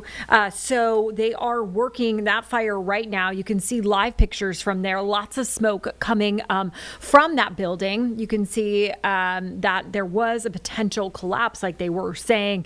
A lot of fire crews standing around right now. Looks like they do have that fire under control, probably just putting out some hot spots right now. But like I said, 2 people are in critical condition and have been sent to the hospital. We did hear from Governor Josh Stein earlier today. He is in Charlotte because he's talking about Citi and how they are having one of their headquarters come down here. Expected to be lots of jobs for our area. So let's take a listen in to what he had to say.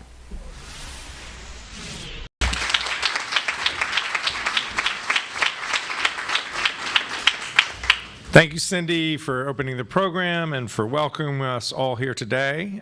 It is wonderful to be in Charlotte. Pleased to be joined by Lieutenant Governor Hunt, Chairman Mark Jarrell of the County Board of Commissioners, and I see a number of our legislative colleagues. Thank you all for being here and doing such a fantastic job representing Mecklenburg County and Raleigh. A number of local officials are here as well. All of us are here because we are so excited to welcome and join the entire Citi team for this incredible announcement. Today we're celebrating Citi's investment in Charlotte, an investment in North Carolina, and an investment in the people who make this state such a great place to live and work. Citi is committed to investing an additional $16 million in Charlotte, and the company plans to add more than 500 new good-paying jobs by the end of 2027.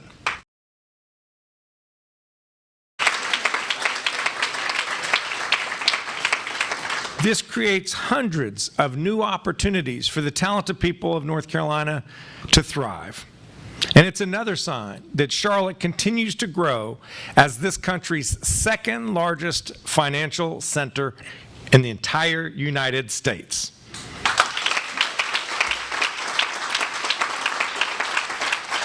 Citi has long been a global leader in financial services, and today's announcement reaffirms its commitment to the Queen City.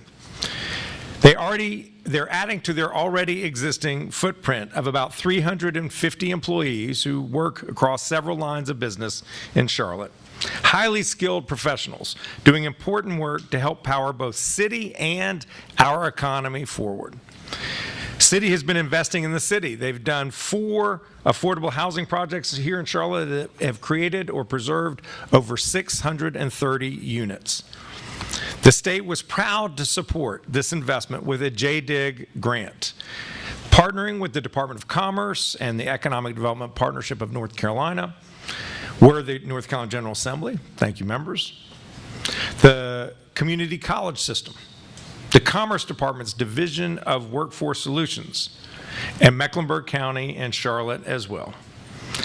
The way I see it is that North Carolina was the perfect choice for Citi to make. After all, we are the nation's 2nd largest financial center. For decades, the financial services industry has been integral to North Carolina's economic success, nowhere more so than here in Charlotte. Our state's success in banking and financial services serves as the foundation for success in so many other economic sectors: information technology, life sciences, advanced manufacturing, agriculture, and so much more. Strong financial institutions are integral to strong communities. So our state's success is intertwined with the finance world's success. And here in North Carolina, we've been fortunate to experience some success in the past year. This last year, we were ranked the #1 state for business. That's for the 3rd time in the last 4 years. The #1 state for workforce development. The #1 state for economic development. We're the #1 state for job growth in the whole country in the 4th quarter. We're the #1 state where people from other states are moving to. All of this success is an outgrowth of our top-tier research universities and community colleges, our business-friendly climate, and our unmatched quality of life. But above all, it's because of our people.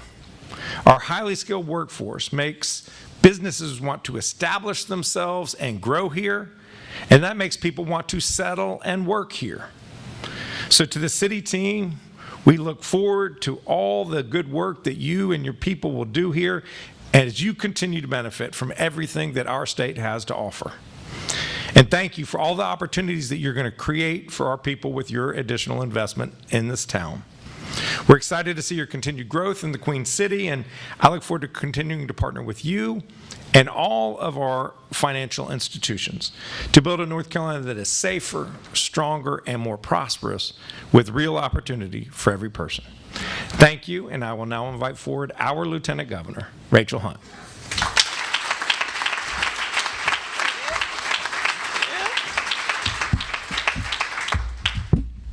Thank you, and good afternoon, everyone. It is great to be back in Charlotte. I lived here for 30 years, as some of you know. I miss it. I miss my friends. I'm so happy to see so many of you today. So announcements like this feel especially meaningful to me. Today is about opportunity. When a global company like Citi chooses to grow here, it means good jobs and real momentum for our state. Adding more than 500 positions right here in Charlotte is a big deal for this community and for North Carolina. It also says something important about our state. Companies look carefully at where they invest, and they're looking for talent and a place that's preparing for the future.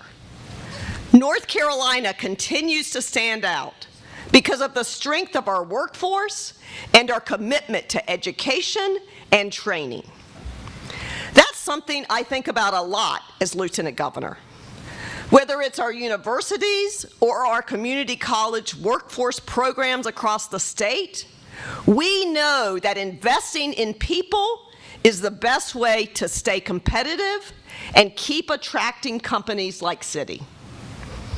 Charlotte has long been one of the country's leading financial centers, and today's announcement only strengthens that reputation.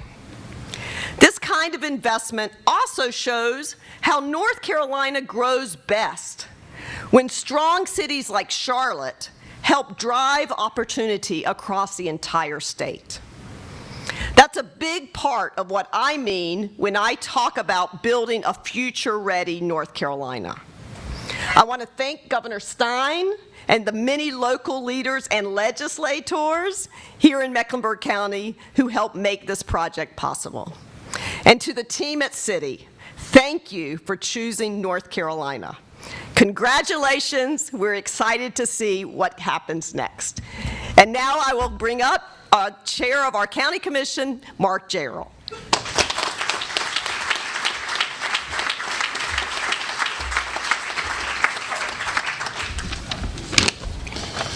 Well, good morning, everyone. Good morning. As our governor and lieutenant governor were speaking, I could only think to myself, isn't it great to live in North Carolina? I'm Mark Jarrell, and it is truly an honor to be here today. We know that these types of ribbon cuttings don't just take shape overnight. This moment actually represents the byproduct of hard work, collaboration, and frankly, a bold vision. And so today, on behalf of the 9-member Board of County Commissioners, I do have one of my colleagues, Susan Rodriguez McDowell. This is her district, and she chairs Economic Development Committee for us. We just want to say this is an amazing win for Citigroup, for the City of Charlotte, Mecklenburg County, and the entire state of North Carolina. And I certainly would be remiss. I want to thank Governor Stein, Lieutenant Governor Hunt, Councilman Driggs, and all of our elected colleagues for being here today. This is an important milestone. I'd also like to acknowledge our respective teams and the staff for their hard work and their dedication. Most of you don't know that staff is really the driving force that propels the progress that we continue to make and celebrate in our community. To Cindy and the rest of the city group, I'd like to once again thank you for really choosing to bring this facility to Charlotte, to Mecklenburg County. The ongoing investment and the commitment to our residents has really brought a lot of promise to our community. The Board of County Commissioners remains steadfast in our commitment to expanding job and economic opportunities to improve the quality of life for all of our residents. So this partnership not only checks off a lot of boxes for us, but it actually pulls most of the levers that the county has at its disposal when it comes to creating conditions that will foster greater upward mobility. And with today's ceremony, we're meeting that moment. And this was announced about 8 months ago when Citigroup decided to join a long line of businesses that have studied this community, they've studied this state, and really made the bold and forward-thinking decisions to be a part of our growth. The county's working relationship with Citigroup will certainly have a ripple effect that transcends our borders, jurisdictions, and even markets. The investments that went into this partnership will certainly impact countless lives and shift the trajectory of many families in the Charlotte-Mecklenburg community. And I think I speak for everybody when I say we can't wait for our planned and shared vision for this facility and our residents to come to fruition. So once again, on behalf of the Board of County Commissioners, I want to say thank you all for being here for this important celebration. And most importantly, thank you for your continued partnership and service to our great community. And at this time, I will bring up Councilman Ed Driggs. Thank you, everybody. All right, we're going to head over to Otono Avenue where the National Weather Service is talking about the damage in that area. So let's take a listen in. We had staffing available to come out this afternoon. We were able to get out here fairly quick. So a lot of that just depends on the timing. So if it would have happened like late in the afternoon or overnight, the timing would be a little bit different. But we do try and get out, fairly soon. People clean up fairly frequently after storms. They get out quickly to repair their damages. So we try and come out before everything gets cleaned up so we can tell what happened. Have you been looking at any other places in town besides this northern extent? Yeah, so far this is the most damage that we are aware of. There were some other areas of rotation that were under the tornado warning that we did have some very scattered reports of, but so far this is the only definitive tornado that we have found. What does this reiterate about springtime storms? What do you want people at home to know? So yeah, we just want everyone just be prepared. It is springtime. We're until we get further towards the summer, there will be potential for more severe weather as we go through the spring. So it's just a preparedness thing. We just want to make sure everyone has a severe weather safety plan. They have a severe weather safety kit. They know what to do in the event that a tornado warning is issued. No injuries reported? No injuries. Yes. And do you know the path? How long it was, kind of where it started and ended? Yeah, so it was 1.5 miles long was the total path, and it started just southwest of here and then ended just to the northeast. So this was the worst damage, was right in here. The additional damage was mainly limited to a few snapped tree limbs and some snapped trees as well. And then from an emergency manager standpoint, what was your guys' morning like as these storms were coming on through? That's a great question. So our morning this morning is really just ensuring that our partners are ready. And so working with police, fire, and medic to ensure that we have the staffing and the capacity available to respond to things like this. Like Thomas mentioned, there were no injuries associated with this event, which is a great day for us. Again, making sure that people realize the importance of staying prepared, staying on watch. This is a quick moving storm. So it came quick. It was in and out within about under 2 hours, which is a big deal, moving fast. And so again, saw pretty minimal damage and no injuries reported. Do you think that the people of Charlotte took these warnings seriously this go around? I hope they do.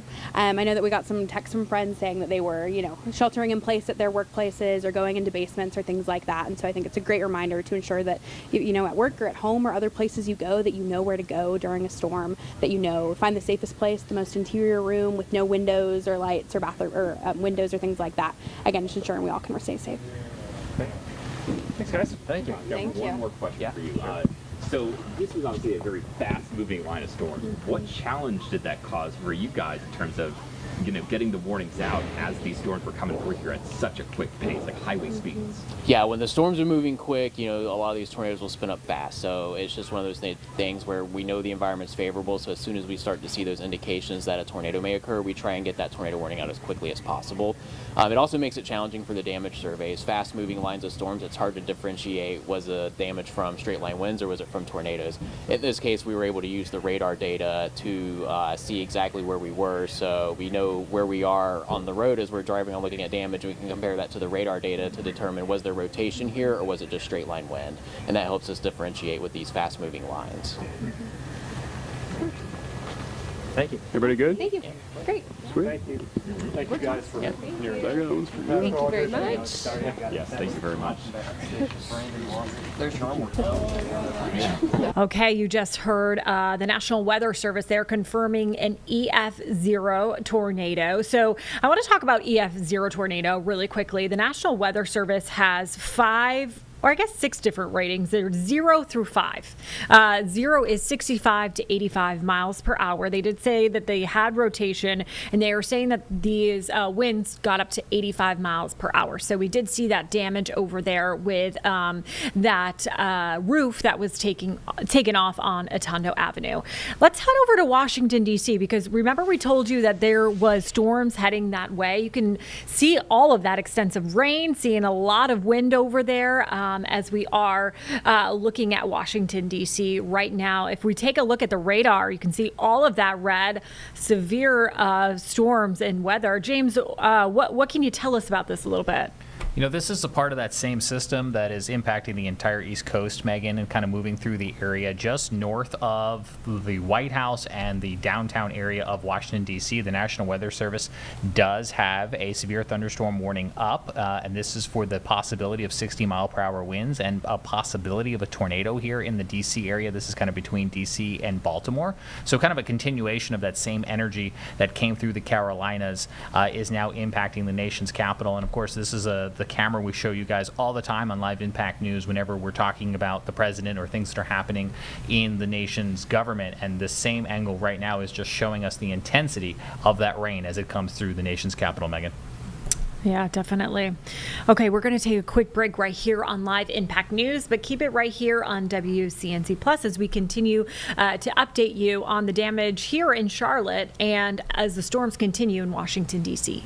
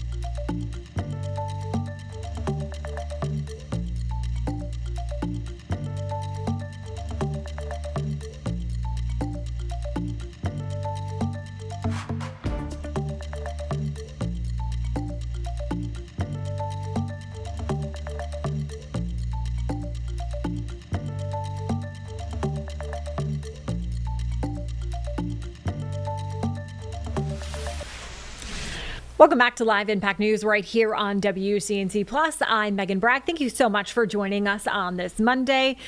We wanted to head to Texas because this is a very strange mishap that happened. This is in Austin, Texas, at the Austin, Texas airport. So here's what's going on. So on Monday at the airport, U.S. Representative Greg Cesar and U.S. Senator John Cornyn, as a Republican senator, he arrived to give Whataburger to TSA agents there.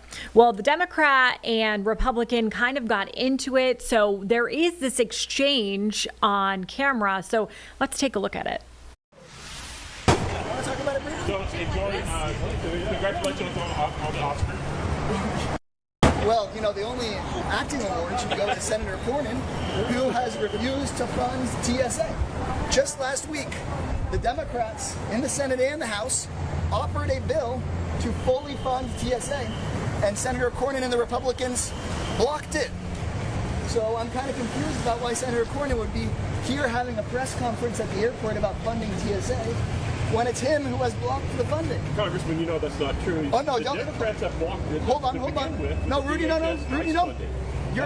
Rudy, I'm there. I'm there in the building. Yeah. ICE funding, Democrats have voted against. Then the Democrats brought forward a bill to fund TSA, and the Republicans blocked it.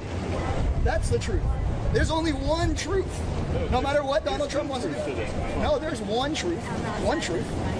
The bill to fund TSA was rejected by the Republicans. Rudy is making a point, as the senator does, that there was a bill to push ICE funding forward without reforms and TSA in it. And we said, no, we're not going to pass this ICE funding until we get reforms. Let's just fund TSA. And Senator Cornyn and the Republicans said no. They could go tomorrow to Washington, D.C. right now, they could go straight to Washington, D.C. and join with me to fully fund TSA. Senator Cornyn should put his money where his mouth is. Hey, Senator. Senator, I was hoping that we Why could... don't you tell your Democrats to vote to pay these poor Let's do it. Let's do it. No, Why don't you you do it. No, you don't have to yell at me. Let's go. Let's talk for a second, Senator. There's a bipartisan bill to fund just the TSA. Can we do that together? Not acceptable. Not acceptable to fund just the TSA. How about all the terrorist attacks like we see down on 6th Street? You want those to continue?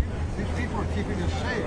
Tell the Democrats to vote for funding the DHS. Let's talk about each one. Would you fund the TSA with me? Sounds like instead of bringing people burgers, he should bring them their paychecks, which involves funding TSA. He's refused to fund TSA, so he's bringing them burgers.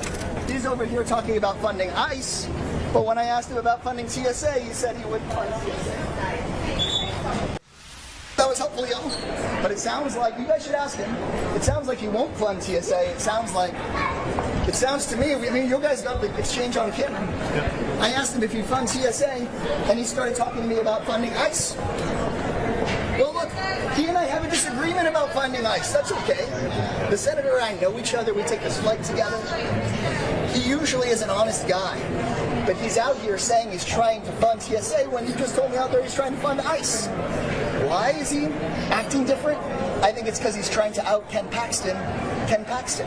And that's really unfortunate that he's in this tough runoff election. But if we are talking about funding TSA, you just saw it. I said, we're both getting on the same plane to Washington. Let's agree to just fund TSA together. Let's agree to fund the Coast Guard together. And he said, no, he wants to fund ICE, the entire Department of Homeland Security.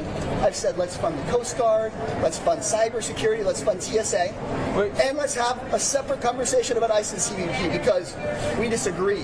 So Democrats are going to stop all funding for Homeland Security unless ICE is taken out? No. The Democrats offered a bill just last week to fund TSA. Senator Cornyn said no. The Democrats offered a bill to fund the Coast Guard. Senator Cornyn said no. They are insisting on ramming through billions in ICE funding, and they're holding the TSA officers hostage. So he should put his money where his mouth is, and instead of showing up with burgers, get on the plane and vote to fund their paychecks. It's that simple. I'm not ashamed of my position. I can answer any of your questions. I'm not ashamed of my position, which is fund TSA, fund the Coast Guard.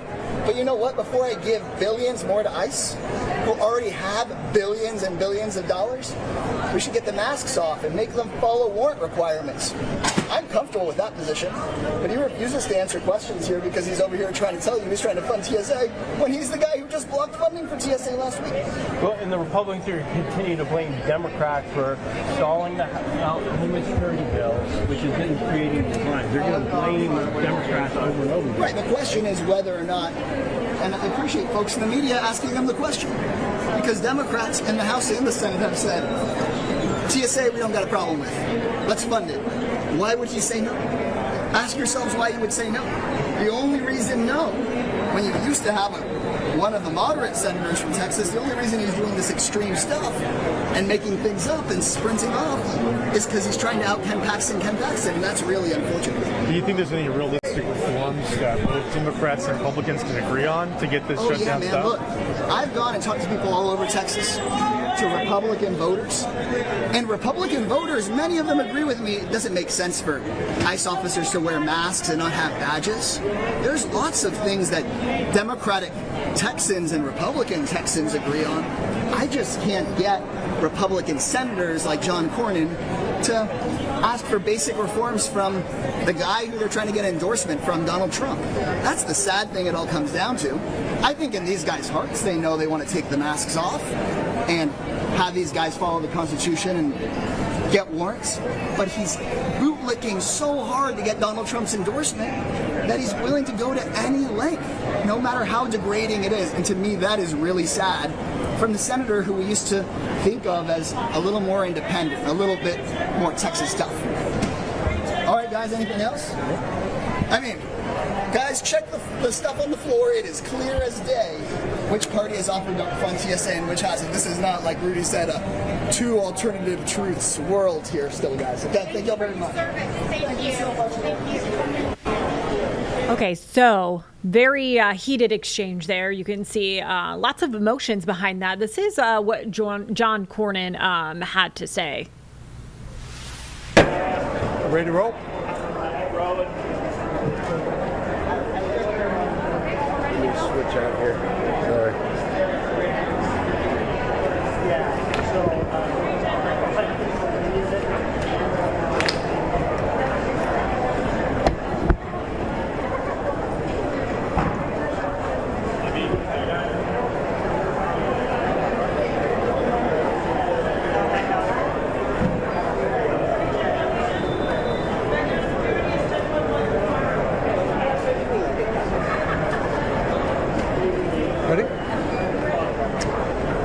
Well, good morning. I'm John Cornyn here at Austin Bergstrom's Airport, where they will process roughly 35,000 people leaving today. Obviously a confluence of spring break, South by, and just people enjoying their ability to travel safely in our country.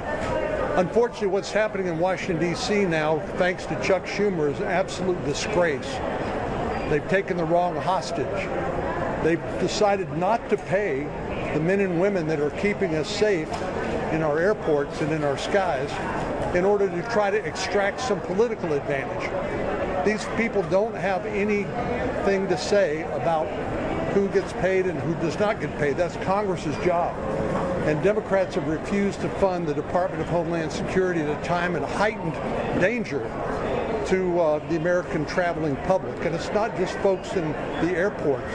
It's people partying down on 6th Street who were victims of a radicalized immigrant who decided to attack them as a demonstration of his radical ideology. So this is dangerous, and the Democrats need to quit holding these TSA agents hostage. They haven't been paid. They've missed one partial paycheck and another complete paycheck. And what we did today is just offer them a token of our appreciation by delivering some Whataburgers to them. It seems like such a modest thing to do, inconsequential, but it really demonstrates the importance of us getting the Democrats in Congress to fund the Transportation Security Agency, the Federal Emergency Management Agency, and other components of the Department of Homeland Security. happy to answer. Can't there be some reforms to how ICE and Homeland Security operate? We can talk about that after the payment. People start getting paid again. Those debates will not end when they get paid. But it just means we won't be holding these poor people hostage who have nothing to say about what those reforms will look like. Senator, what's your reaction to the congressman and his allegations saying we put these offers out, the Republicans said no in regards to piecemeal? Is there a compromise in play? Can't we find a compromise? There should not be any compromise when it comes to paying our law enforcement agencies the money they've earned. We can have these debates endlessly, and we do, but saying that we're not going to pay TSA or ICE or the Federal Emergency Management Agency until we get what we want is really a disgrace and something I think needs to be called out. And a follow-up on that in regards to your judge, you have a legal background. What they're asking for basically is an open border strategy, isn't it? It's they open the border, now they don't want to enforce the border laws with what they're calling for. Is that your Well, we had 4 years of open borders under the Biden administration, and now we're having to deal with people who are already here in the United States. And we know this is a problem here in Austin and New York and elsewhere where people have become radicalized who are already here in the United States thanks to those open border policies. So this is a much bigger issue than just what happens here at the airport, although this is an important part of it. But I'm here to say it is absolutely unacceptable and disgraceful to refuse to pay these American patriots for when they're doing their job keeping us safe, and to say we're going to hold you hostage over our political demands is completely unacceptable. What is the latest on President Trump and whether he's going to endorse in this race? Have you talked to him recently? I don't have any updates for you on that. Senator, any other questions? Yeah, Senator, have you learned anything about the TSA situation here in terms of staffing, people calling out sick? What's actually happening here in Austin? Well, I just talked to the head of the TSA here in Austin, and thankfully these brave men and women are doing their job and not calling in sick and not quitting. But at some point, when you're not getting your paycheck, people are going to have to look for ways to support their families, and which means they'll be leaving the TSA for other employment, and that's unacceptable. Well, Senator, if people are calling out sick, how come they're in the lines then? Isn't it a staffing problem? Say again? If people are not calling out sick here, why are there the long lines in the morning then? I thought that was related to staffing. Well, it's called spring break. It's called South by Southwest. It's just a lot of demand for the traveling public, and they're doing the best they can, and I think doing an admirable job here in Austin. But we've seen the long lines at other airports around Texas and around the country, and those are a direct cause of this refusal to pay these good people for their paycheck for what they've earned. President, what's the latest on the warrants? Why is what they're asking for with going with the warrants a bad idea? Well, because many of these people have already received all their due process. They've appealed their immigration court decisions and lost, but refused to leave. So it's a civil proceeding. It's not a criminal proceeding. So creating another obstacle and requiring you to go to court to prove a crime is really irrelevant, and it's unnecessary and will further impede enforcement of our immigration laws, which I think is actually their goal. Thank you, Russ. That's all we have time for. That's all we have time for. Thank you all. I got to go. Thanks.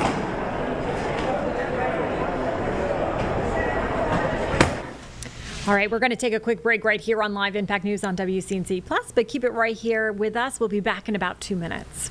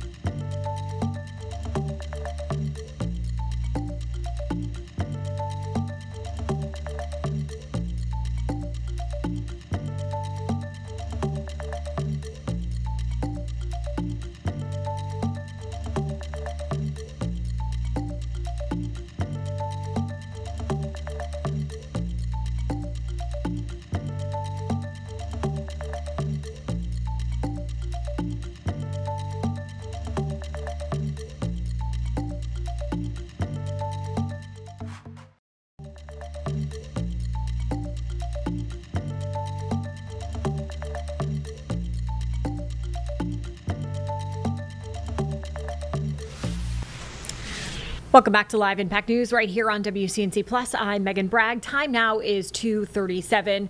The National Weather Service did confirm that an EF0 tornado did touch down along Altondo Avenue earlier this morning with 85 mile per hour winds. So they did have rotation in that area, but we're also seeing damage throughout Charlotte from other parts. Jesse Pierre, our reporter, is down along Park Road, and Jesse, there's some damage along that way too. Yes, exactly. Park Road and Gifford Road, and you can see the home right behind me, and you can see how the tree was uprooted and fell onto this home. Fortunately, no one was home at the time when this came down, but there is still extensive damage to the home. Now, I'm going to bring in Rick with Secure Tree Services here. He's been kind of over here throughout the day, kind of talk to us about the work that's going to be done and really the damage we're seeing behind. Yeah, unfortunately, when you have sensitive situations like this, we really excel as a company and come in, and so we'll be bringing our heavy equipment in and performing and doing all complete due diligence on the property, making sure that the home's fully secured. We have a company that will come in and put the tarps down as well. So. Is there anything you can tell us about this tree? Like, is it rare that this fell or was uprooted, or was it an old tree? From looking at the root ball, it looks like appears it was a little bit diseased on the right side of the tree, so that probably had a little bit to do with it. And then what is your advice to homeowners and so forth, especially when we have these strong storms coming or, throughout the spring season and so forth? Just, I would watch the tops of the trees, which is the canopy. I would always make sure that if you look up and the tree doesn't look vibrant, that there's a lot of abundant leaves on the trees. That's when you would want to contact us to take care of the trees and take a look at it and do a kind of like a risk assessment to see if it would be something that we need to look at and maybe take out. And what is the work that is going to be involved in actually taking this down? You told me you have some huge equipment coming in. We do. We invested in what's known as a grapple saw. It's a huge piece of machinery. It reaches up. It's got an arm on it, and it's got a saw on the end of it. And so we'll just reach up and very gingerly take out the tree. So. How long is that going to take? I would say it'll probably take us 3 hours to complete. So, well, we appreciate you. Thank you so much, Rick. You. So, again, you could see this damage to this home. Thankfully, no one was home at the time, but we spent the day just kind of driving around in different communities. A lot of power outages out there. We were in Southeast Charlotte earlier, Northeast Charlotte, sorry. And, they're expecting the power to be out until about 5:30 this afternoon. The woman I spoke with, she was just saying that, she obviously can't work from home today, so she had to go in, but she was really concerned about anything she had in the refrigerator and things like that spoiling. But again, no one was hurt there, just some trees down over there that took out some power lines. Back to you. All right, Jesse, and I know, pretty big tree behind you, but in that area as well, are you seeing a lot of downed trees or just branches around, or what are you seeing? No, you know what? It's actually surprisingly pretty clear in this area. So like Rick mentioned, I think because this tree did have a little disease or a little older of a tree, the power of the storm might have helped taking it down. But there's a lot of other large trees on this same block, and everything else is standing, and there's not much debris on the ground and so forth. Now in the first area there was a lot more debris on the ground, but it was right when the storm had just come down really fast. So I think right now things are looking pretty clear, but this was just an unfortunate incident here with this large one. Jesse, thank you so much for that report and that live interview. We appreciate you, and we'll see you back here a little later for our live broadcast. Okay, we're going to take a quick break right now on Live Impact News, but keep it right here on WCNC Plus. We'll be back in about 2 minutes.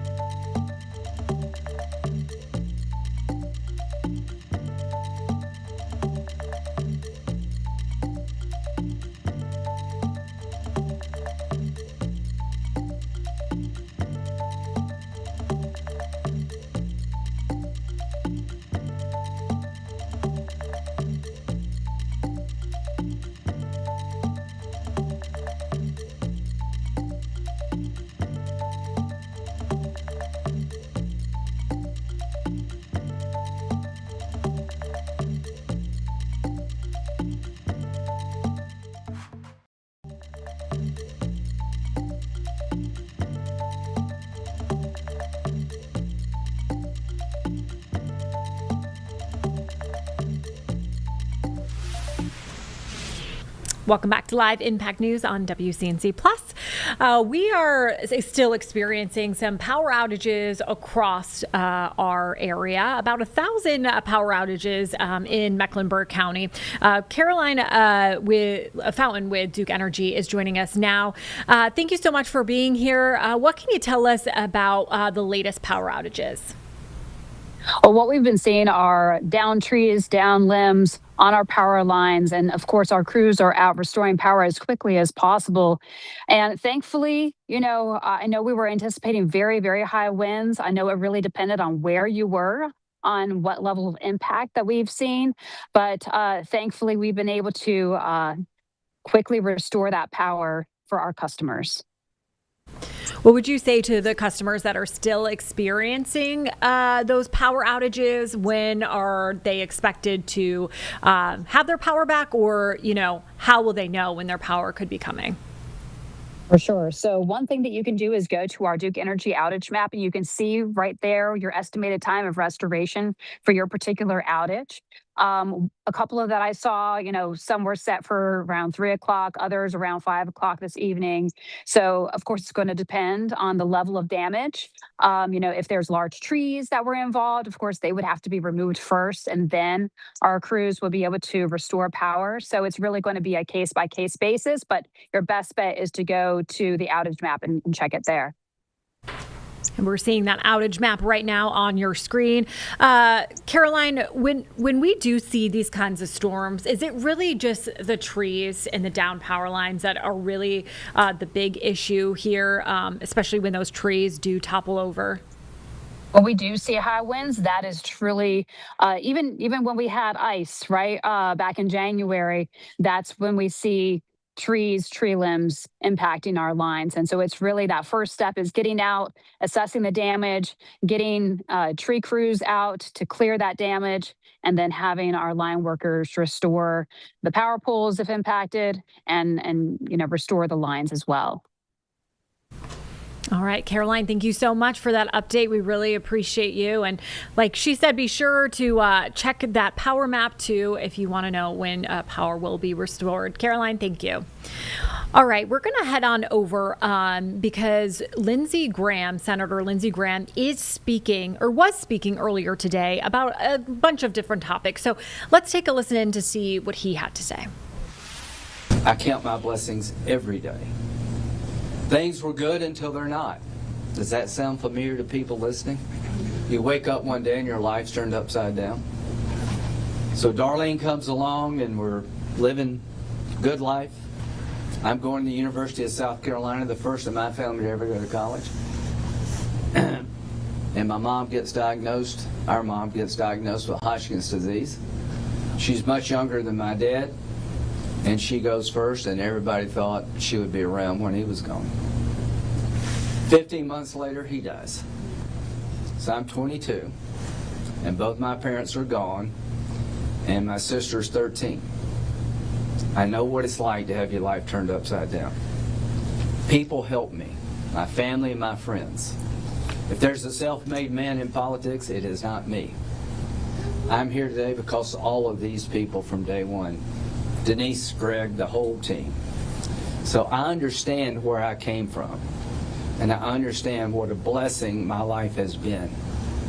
And the only way I can pay you back for the blessings I've received is to be the most thoughtful, relevant, aggressive senator to make sure that our state needs are met, and as a people we can thrive and survive in dangerous times. To the good Lord, thank you for giving me a life I never dreamed I could have.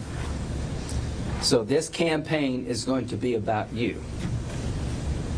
What can I do to help your family stay safe and be prosperous? We cut your taxes. We're going to deregulate the country. We're going to get these wars over in an honorable, just way so we won't be threatened in the future.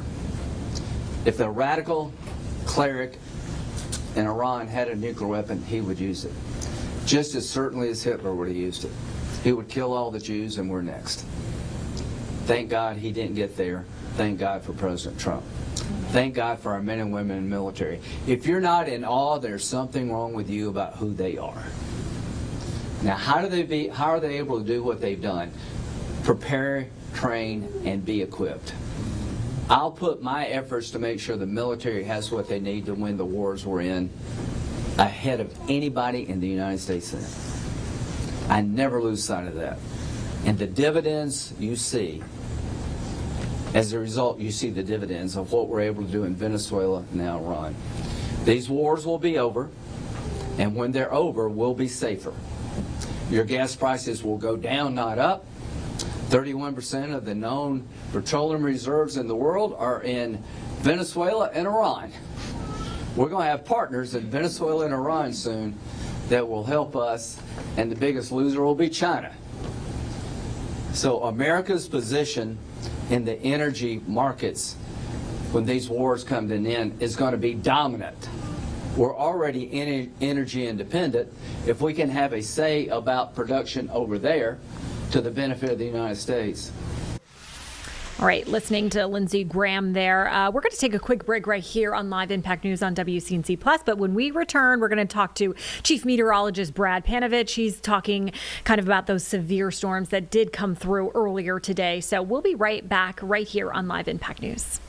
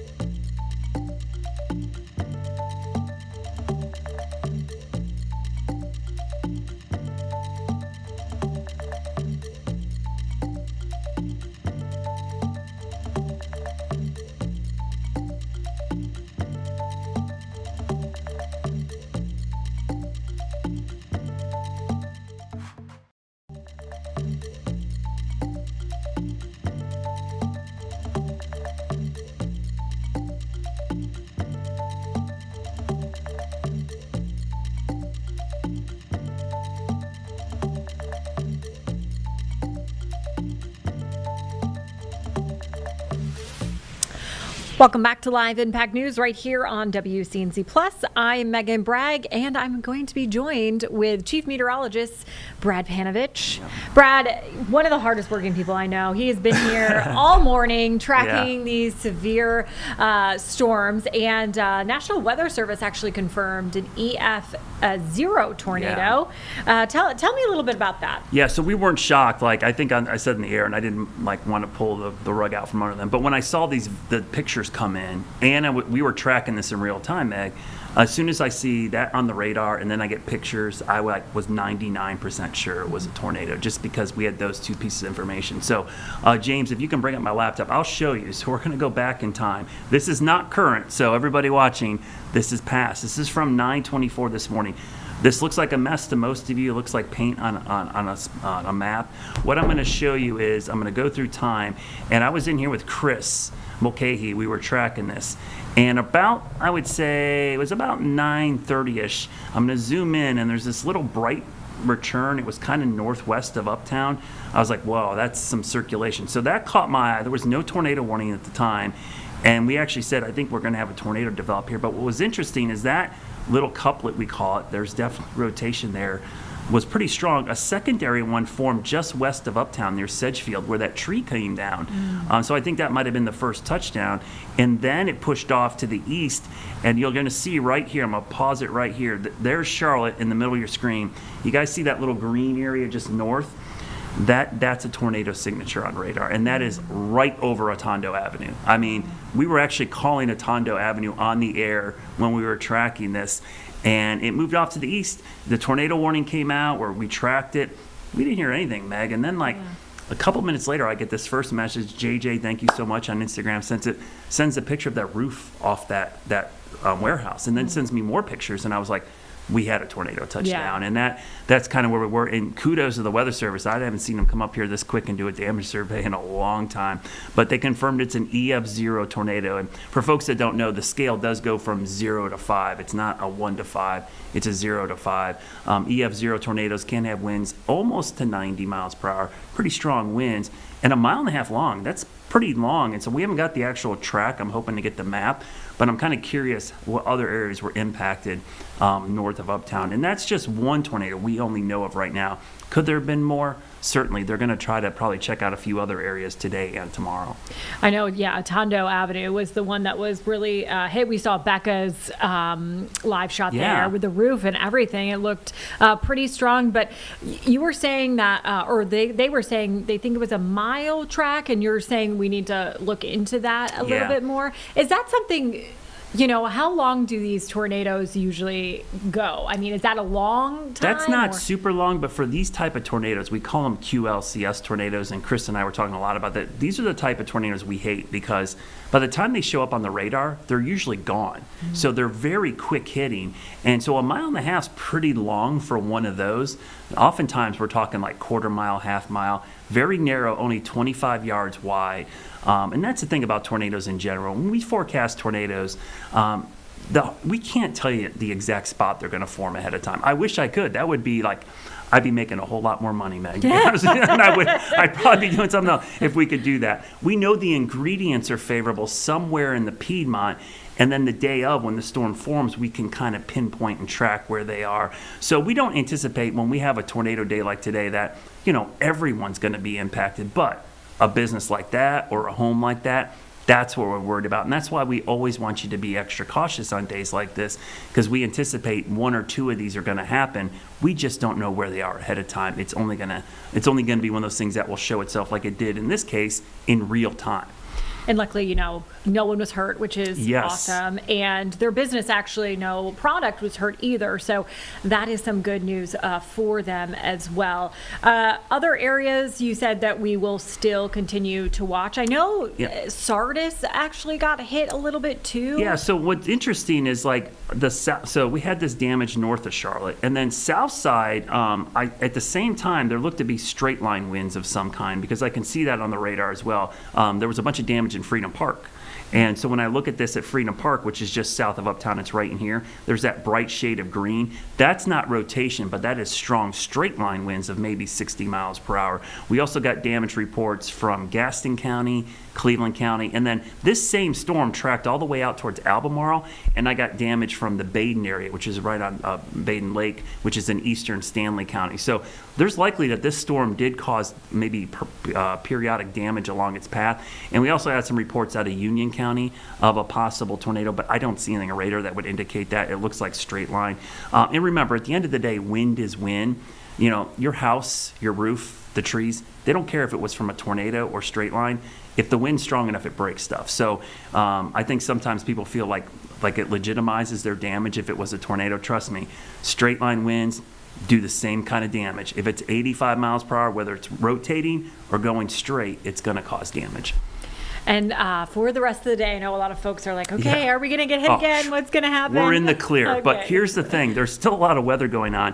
No more severe, but we've got a cold front coming in by 4 o'clock. And behind it, you will be shocked. I'm watching our cameras in the mountains. There is going to be snow in the North Carolina mountains, maybe 3 or 4 inches of snow above 3,500 feet.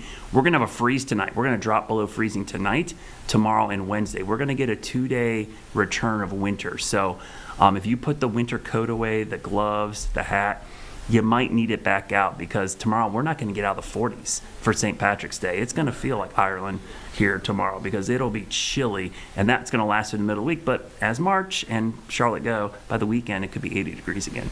We love that, right? Yeah. All right, Brad Panovich, hardest working man in news. Thank you so much for being with us and giving us an update on those severe storms. Absolutely. We're going to take a quick break right here on Live Impact News, but keep it with us on WCNC Plus.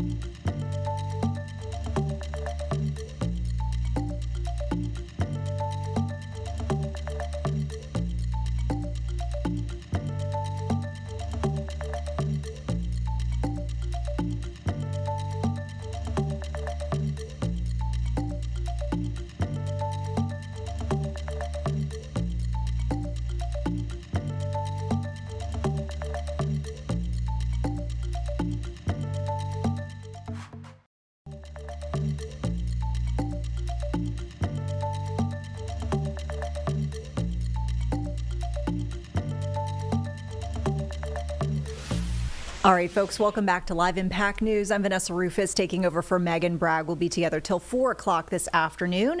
We're watching a brand new feed here to the Live Impact News studio. This is regarding AI discussions. We've got the head of NVIDIA talking about what's to come. Of course, we know that NVIDIA's graphics processing chips have been the hottest selling chips for years.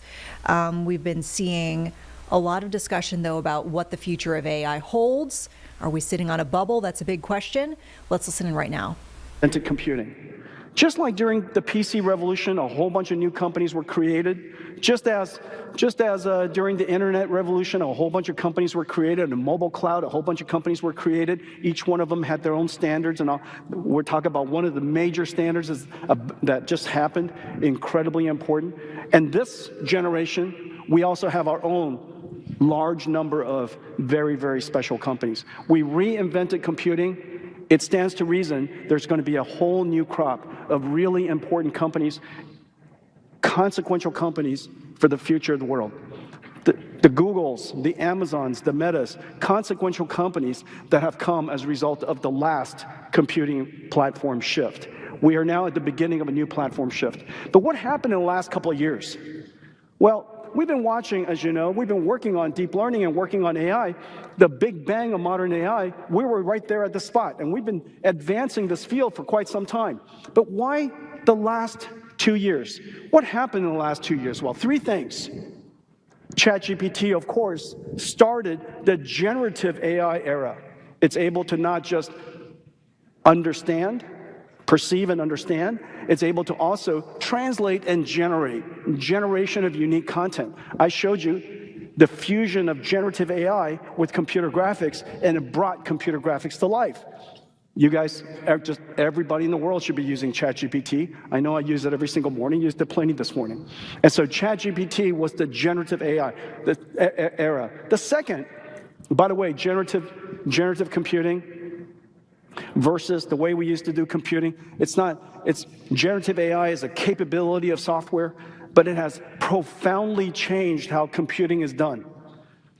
Computing used to be retrieval-based, now it's generative. Keep that thought in mind when I talk about certain things, and you'll realize why it is that everything that we do is going to change how computers are architected, how computers are provided, how computers are going to be built out, and what is the meaning of computing altogether.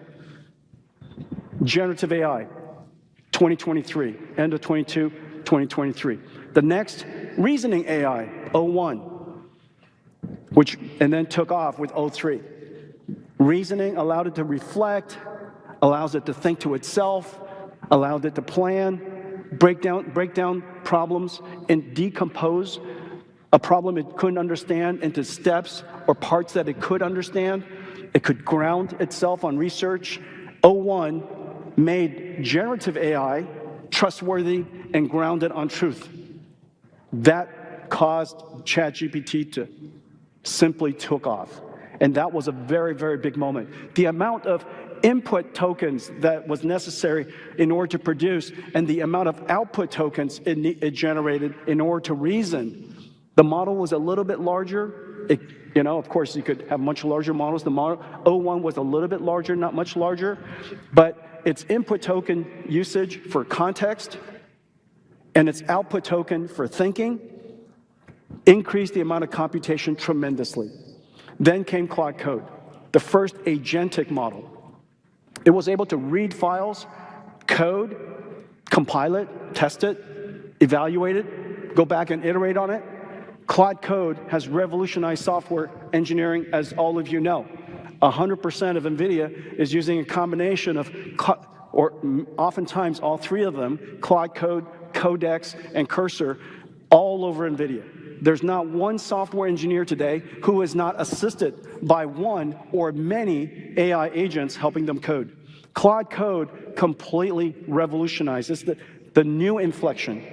And for the first time, you don't ask an AI what, where, when, how.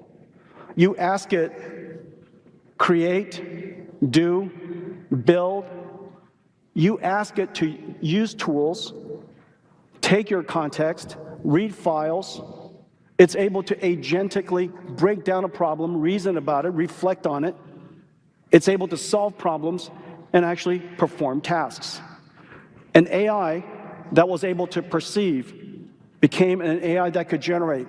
An AI that could generate became an AI that could reason. An AI that could reason now became an AI that can actually do work. Very productive work.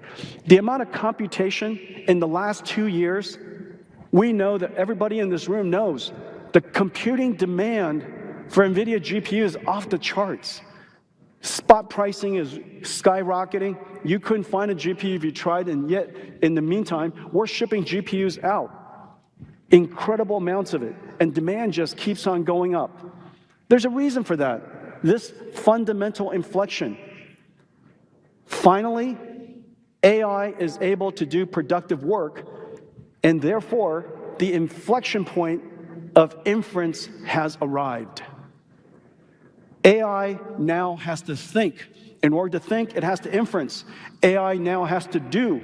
In order to do, it has to inference. AI has to read. In order to do so, it has to inference. It has to reason. It has to inference. Every part of AI, every time it has to think, it has to reason, it has to do, it has to generate tokens, it has to inference. It's way past training now. It's in the field of inference. So the inference inflection has arrived. At the time when the amount of tokens, the amount of compute necessary increased by roughly 10,000 times. Now, when I combine these two, the fact that since in the last 2 years, the computing demand of the work has gone up by 10,000 times. And the amount of usage has probably gone up by 100 times. People have heard me say, I believe that computing demand has increased by 1 million times in the last 2 years. It is the feeling that we all have. It is the feeling every startup has. It's the feeling that OpenAI has. It's the feeling that Anthropic has. If they could just get more capacity, they could generate more tokens. Their revenues would go up. More people could use it. The more advanced, the smarter the AI could become. We are now at that positive flywheel system. We have reached that moment. The inflection, the inference inflection has arrived. Last year, at this time, I said that where I stood at that moment in time, we saw about $500 billion. We saw $500 billion of very high confidence demand and purchase orders for Blackwell and Rubin through 2026. I said that last year. Now, I don't know if you guys feel the same way, but $500 billion is an enormous amount of revenue. Not one impressed.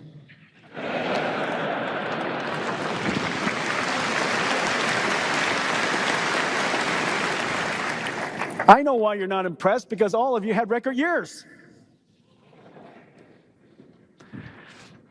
Well, I'm here to tell you that right now where I stand, a few short months after GTC DC, 1 year after last GTC, right here where I stand, I see through 2027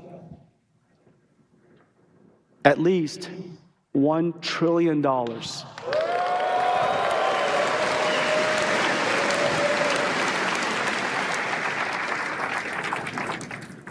Now, does it make any sense? And that's what I'm going to spend the rest of the time talking about. In fact, we are going to be short. I am certain computing demand will be much higher than that. And there's a reason for that. So the first thing is, we did a lot of work in the last year. Of course, as you know, 2025 was NVIDIA's year of inference. We wanted to make sure that not only were we good at training and post-training, that we were incredibly good at every single phase of AI, so that the investments that were made, investments made in our infrastructure, could scale out for as long as they would like to use it. And the useful life of NVIDIA's infrastructure would be long, and therefore the cost would be incredibly low. The longer you could use it, the lower the cost. There's no question in my mind. NVIDIA systems are the lowest cost infrastructure you could get for AI infrastructure in the world. And so the first part was, last year was all about AI for inference, and it drove this inflection point. Simultaneously, we were very pleased last year that Anthropic has come. Hey folks, we're going to break in here with a bit of news that we're seeing just coming into the Live Impact News studio as we pivot away from this NVIDIA discussion here. We are learning, according to NBC News, that Gregory Bovino, of course you probably know this name if you're in the Charlotte area or in some of the other cities where we've seen a lot of intense coverage on immigration crackdowns. We've learned here that this former commander at large, who was the face of a lot of these operations, including Operation Charlotte's Web for a period of time late last year here in Charlotte, is set to retire. We are told that this will happen at the end of the month. This is according to 2 Customs and Border Protection officials, to, once again, NBC News. And you all remember this was also kind of coming on the heels of his removal as Commander at Large to return to a prior role that he had with Border Patrol, which was Sector Chief in El Centro, California. So once again, the big breaking news here, Gregory Bovino set to retire at the end of the month. He is the U.S. Border Patrol agent and former commander at large who is essentially the face of the Trump administration's crackdowns in various cities, including here in Charlotte, Minneapolis, and Chicago, as well as L.A. As we get more information, we'll pass that along to you here on Live Impact News. We'll take a quick break. Of course, we're keeping an eye on a few feeds. We'll mention weather is still a big topic of discussion. I know that we have basically gotten the clear from severe here in our Charlotte area, but we are not seeing the same case for areas around North Carolina, around the Carolinas. So stay tuned. In 2 minutes, we'll come back with some weather that we are watching out to our east.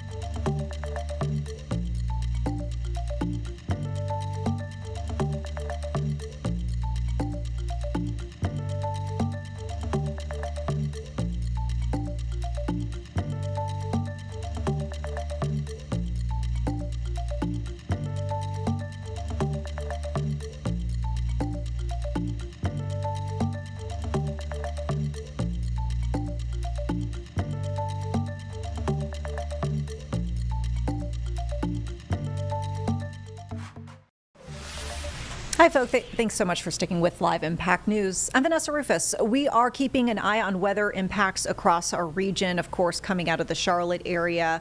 As we mentioned, we did see some storm damage. The latest news, the EF0 that impacted that warehouse in the Atondo area of Charlotte, and that system moving very quickly has now pushed off to other parts of the mid-Atlantic. We are seeing out of our sister station in Norfolk, Virginia, looks like some concerns with the severe weather impacts there. So we want to listen in and see what they are dealing with. And of course, keep in mind, we'll be popping in with any impacts we continue to track here in Charlotte and beyond.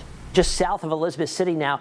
This is exactly what we look for with a radar presentation indicative of a potential tornado. This is radar indicated still, but we've got a well-defined inflow notch here on the south side of Elizabeth City. We're likely about to see the worst of this cell lift right up and over the city. So if you're in Elizabeth City now, you need to get to your safe place right now and ride out the storm. It's fast moving.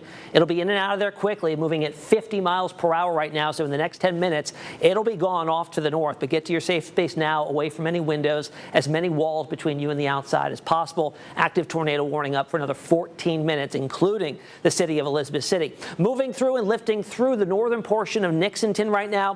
Jaycox, you are in the clear. New Hope proper in the clear for now. Burgess, I'd say you're in the clear from this particular cell, but we are watching another pretty potent cell off on the southern tier of this polygon, this warning polygon right now that's about to move over the same area. So we'll be watching that quite carefully. Here's a look at the velocity signature again. Most recent sweep, this is showing it becoming a little bit more rugged. Okay, it's not as tight as it was earlier, a little more broad circulation south of Elizabeth City, but certainly the potential's there that we're going to see gusty winds making it all the way down to the ground. 50, 60 mile per hour winds a possibility here, lifting quickly off to the north and east. Now let's get a check on that debris signature again. That's a little suspicious there on the northern side of Nixonton, well south of Elizabeth City. We could certainly have some debris getting lofted. If not, this might just be some radar fuzziness going on there, but this is certainly something to watch. We have seen this already playing on out as it was just to the west of Jaycox about 5 minutes ago, and it now is moving in that same general direction, and we overlay it with the velocity signature, and it's pretty much coinciding with that there. So we may certainly have at least some gusty winds throwing up some debris. Otherwise, there could possibly be a tornado on the ground south of Elizabeth City. All right, let's get out to, this is Hunter, I believe, correct? No, this is Derek out in Elizabeth City now, or heading towards Elizabeth City. Derek, tell us what you're seeing. Yeah, hey, you know, well, I got you in my earpiece, and I'm thinking, well, we are just south of Elizabeth City, so we got our eyes peeled. We're only about 19 miles south of Elizabeth City as we move forward. I don't think we've had 5 minutes or so in between the lightning strikes we've seen on our trip back from Edenton. A lot more water is piling up in these fields we see here, and a lot of water piling up on the side of the roads, but it really hasn't lit up. I think the most impressive thing from the storm so far we've seen as far as weather terms is just those lightning strikes. It's been a while since I've seen that many consistently. Again, we're just pushing about 18 miles out. You see one just now, literally as we're talking. So 18 miles now from Elizabeth City. We haven't seen too much in the way of the wind or a potential tornado touchdown, anything like that yet. Some good news to report, we haven't seen much debris or homes or structures being impacted as well. But again, we're still pushing about 20 minutes until we get to Elizabeth City, Tim.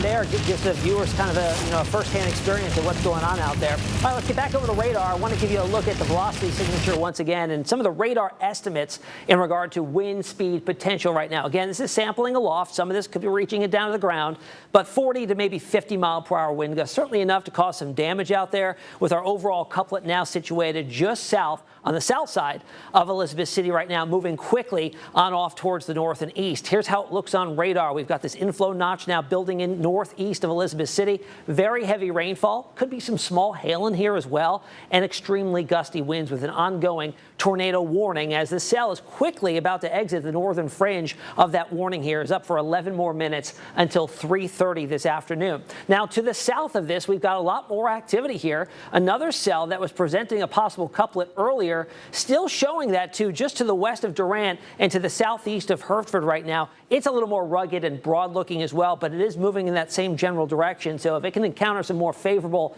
environmental conditions, we could see that one tighten on up too. So several that we're watching there. At this time, though, this is the only active warning. The other warning that was up over in the Yahosky area that had the tornado possible tag has been allowed to expire. So that's good news, meaning that that cell has weakened considerably below severe criteria as it is lifted on off towards the north. There is just a ton of very heavy rain out there as well, embedded gusty winds, lightning and thunder too. And this whole swath of heavy rain is building to the north. So what was once a couple hours ago, very quiet afternoon through most of Southside with just a few hit or miss showers and downpours and thunderstorms, is turning much more active as we approach the evening commute, with one active tornado warning that does encompass the city of Elizabeth City right now. Let's get another look at that one here down to the south.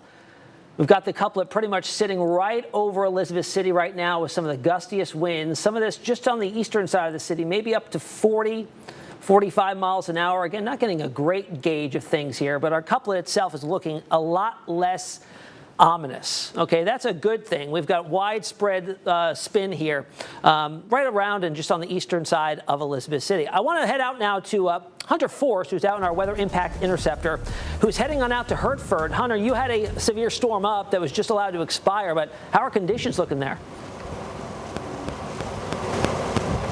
Yeah, we were just recently up in Tyner, North Carolina, where there was a severe thunderstorm warning. I do have to say it was very windy, of course, when we were up there, but we just saw some flashes of lightning. I don't know if you guys caught that.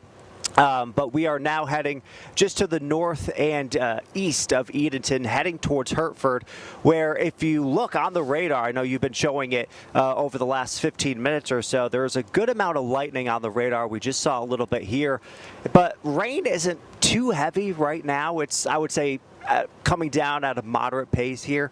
But the roads, not too bad either. We were seeing a little bit of ponding on the roadway earlier around Tyner here in North Carolina, but overall conditions aren't too bad. But I'm not the one driving here. It is Shane Fordham, but he's been doing a great job all morning and all afternoon driving us around Virginia and into North Carolina as well. But yeah, like Tim was saying, we were in that severe thunderstorm warning just earlier. Now we're not in one. We are surrounded by that tornado warning right around Elizabeth City. Also, that severe thunderstorm warning just to our north and west as well, where it had that tornado possible tag. Where you could see, a few signs of some broad rotation in that. But yeah, like you were saying, there hasn't been another tornado warning issued. It's just that one down around Elizabeth City right now. But overall, down to the north and east of Edenton on the roadways, things aren't bad. It's about 65 degrees. It's muggy. It's rainy. But we are heading towards Hertford. In that general direction, we are seeing more of that rotation. So we'll have to see what we find when we get closer up there. Hunter, I wanted to ask you, I don't know if you can hear me. I don't know if you can see Shane's GPS. Are you on 37, probably getting close to Belvedere? We are on 17. Oh, okay, so you're on 17. All right.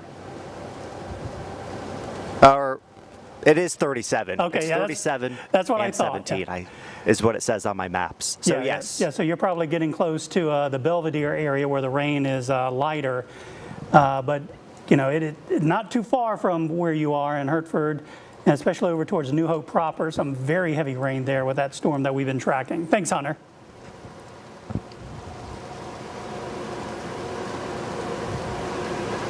All right, Hunter Forrest out in Hertford and our Weather Impact Interceptor. I want to bring you another update here on our sweeps that just came through and refreshed on that cell that's sitting over Elizabeth City that's still under an active tornado warning for another 6 minutes until 3:30. The overall couplet is much weaker, very rugged, very broad at this point in time, pretty much on the eastern side of the city, lifting pretty quickly off to the north and east at 55 miles an hour. We've got a separate couplet, though, that is now within that same tornado warning polygon that's just west of Nixonton to the east of Hertford and north of Burgess, tracking in a similar direction here. This one, if it was to hold together, would hit the western side of Elizabeth City. I want to put two separate storm tracks on both of these couplets, both moving at similar speeds at 50 miles per hour off to the north and east. So we'll do this one here on the eastern side of Elizabeth City. You can see that one heading on through, hitting Elizabeth City pretty much now. Bell Cross at 3:31, getting up to Currituck County Regional at 3:40 if it holds together. Moyock area around 3:45 and Creeds at 3:54. All right, a separate storm track on that other couplet here, just to the west of Nixonton, moving that to the north at 50 miles an hour as well. Elizabeth City, again, the western side of the city in about 10 minutes from now. South Mills at 3:45, Snowden at 3:51, and just past the top of the hour, getting up into Hickory, crossing the state line, if in fact it does hold together. We have seen other cells here that were just to the west that was active for about 45 minutes, was under a warning, was allowed to expire because the cell weakened. So it may be moving into an area a little less suitable or a little less favorable for it to maintain its intensity. Sometimes also we see these cells kind of go through cycles where they go through a weakening period and then they hit another favorable point in the environment that just allows them to re-intensify. So that could certainly be the case. But something I will tell you is it's very we'll call it dirty on radar because there's just so much activity here, and all of these separate cells have to share the energy that's available in the atmosphere. We don't have single supercell structures that can take full advantage of all the energy and focus it on one particular storm to really intensify it. It's all kind of spread out, the energy here. Some of these cells are stronger than others, like the one that's got a tornado warning over Elizabeth City. Some are strong to start and then weaken rather quickly as they lose some of that energy as it's lost to some other cells out there. So that's pretty much what we're seeing playing on out here. We're going to stay with this one cell for another 4 minutes until it's set to expire. I haven't seen any sort of talk in the NWS chat, Evan, about it being extended. It doesn't look like it should be extended, as the overall signature there is not all of that impressive anymore. You can see this one here that's now moving out of Elizabeth City, heading towards Gregory, and another one here that's now much more broad over near the Nixonton area. Yeah, and that's sort of what we were expecting with these storms, that they could be sort of embedded within a line or embedded with a stronger thunderstorm. And even looking downstream, just 25 minutes ago, there were numerous severe thunderstorm warnings extended, Williamston and towards Greenville and through, Beaufort County, Washington County, Martin County, Terrell County, and point southward. And then we were watching that as it crossed over the Albemarle Sound. But yeah, I agree, Tim, that this looks like, it is on the signs of weakening, and you can't turn your back on it because they could still, pulse back up. We've run into, these storms are running into an area where we've seen the sunshine break through the clouds some, and that sort of gave a little bit of new life to a couple of these thunderstorms. Temperature still 70 degrees in Norfolk, 71 in Chesapeake, 70 in Elizabeth City, and Dew Point's still in the mid-60s. So you still have all the ingredients there for some of these storms, and we still have the front that has to move through, and that's not going to move through until later this evening, around the 9-10 o'clock time frame. So we might see this line to move through, get a little bit of a break, and then see some gusty, windy showers later this evening as that actual cold front moves through as well. So we're here, just 2 minutes left on that tornado warning. Haven't seen any discussion, as you mentioned, either from the National Weather Service that it is going to be extended. The lightning, as Derek was mentioning, there has been decent amounts of lightning with that storm, especially along 17 from Hertford up towards Elizabeth City right now. That's where we're seeing most of the lightning, and approaching the Elizabeth City area, getting close to the windmills there, the wind farm just west of Elizabeth City along the Elizabeth City bypass. So we're not seeing the rotation. It's very, very broad now. We still have red and greens, but they're not right next to each other. It's not a tight circulation. It's when they're just a couple of pixels off. That's the sign that you are seeing, something trying to spin up. A little bit of turbulence. It does look like, Evan, they're going to allow it to expire coming up in 60 seconds at 3:30. Okay, yeah. See, they just posted that. So yes, that warning will be allowed to expire here at 3:30, and we still have some heavy rain to go. The severe threat, I think, is diminishing, but it is not done yet, and that potential is still there for some of these strong thunderstorms. Yeah, and Evan, all afternoon we were watching what's been going on in eastern North Carolina, and there was probably at one time half a dozen severe thunderstorm warnings up. Now you can see they've really all weakened. There is one ongoing a warning here that's along the front, or a squall line, gusty wind threat here based on the shape of that polygon there, but it's not much else going on out there. We've got that one warning that's set to expire here in 5 seconds from now, and much of the rest is just some heavy rainfall. Want to get out to Derek now, who's out live in North Carolina, northeastern North Carolina. Derek, where exactly are you, and what are you seeing? About this 1 hour slope. That's the real time. Yeah, we are just about 9.5 miles outside of Elizabeth City. We just had a big tornado alert pop up on the phone, but the conditions seem to be the same as when you came to us last. We've had a lot more longer lightning strikes hit since we last spoke, and the conditions haven't really lit up. I know it was getting ready to expire, but the exact conditions I mentioned earlier, as far as heavy rain, a little bit more of a wind pickup now, and water on the sides of the roadways in these fields, overtaking those fields. It's not litting up. Again, we're only about 10 minutes outside of Elizabeth City, headed back north to Elizabeth City on 17 as we speak. I did just see someone had posted on social media. There's even a water spout over on the Currituck Sound that has been popped up. But here near Elizabeth City, heavy rainfall conditions right now. You can see it even picking up. You'll have to pardon me. That's my phone going off for the... All right, folks, and with that, we're going to go ahead and take a quick break. Of course, you were listening into our sister station's coverage of weather impacts. They're based out of Norfolk, Virginia, but as you saw from some of their storm trackers, they're in kind of various states at this point, keeping an eye on things. We'll be back in 2 minutes with more of your Live Impact news. See you soon.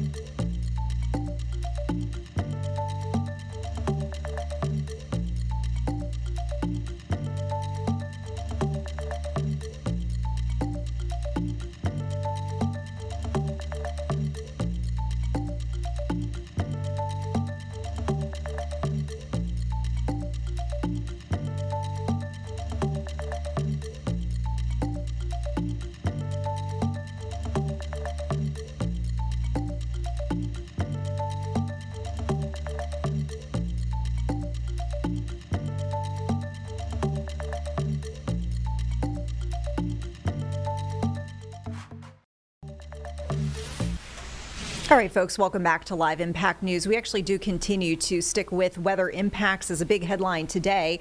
Of course, we are dealing severe weather in our region here in the Mid-Atlantic, and we are also, if you can believe it, dealing with some pretty bad heat out to the west, all as we're seeing blizzard conditions in the Midwest and Great Lakes, so really a wild weather day. Let's listen in right now as LA County officials are giving an update on this dangerous heat. First responders are ready to respond to those emergencies. And I have also asked our Department of Aging and Disabilities to provide guidance on how older adults can stay safe as well, and explain what resources are available to support them through this extreme heat event. And our homeless outreach teams are also providing water, electrolyte packages, and sun protection to our unhoused neighbors, as well as information about how they can access the county's cooling resources. Extreme heat is serious, but by taking precautions and looking out for one another, we can protect our neighbors and our communities. I want to thank you for joining us all today, and now I will turn it over to Dr. Anish Mahan, who will share additional information on heat illness prevention and how Angelenos can stay safe. Anish, Dr. Anish. Thank you, Supervisor. Good afternoon. I'm Dr. Anish Mahajan, the Chief Deputy Director of the Los Angeles County Department of Public Health. Thank you to Supervisor Solis for bringing attention to the heat wave that we will all feel across our region.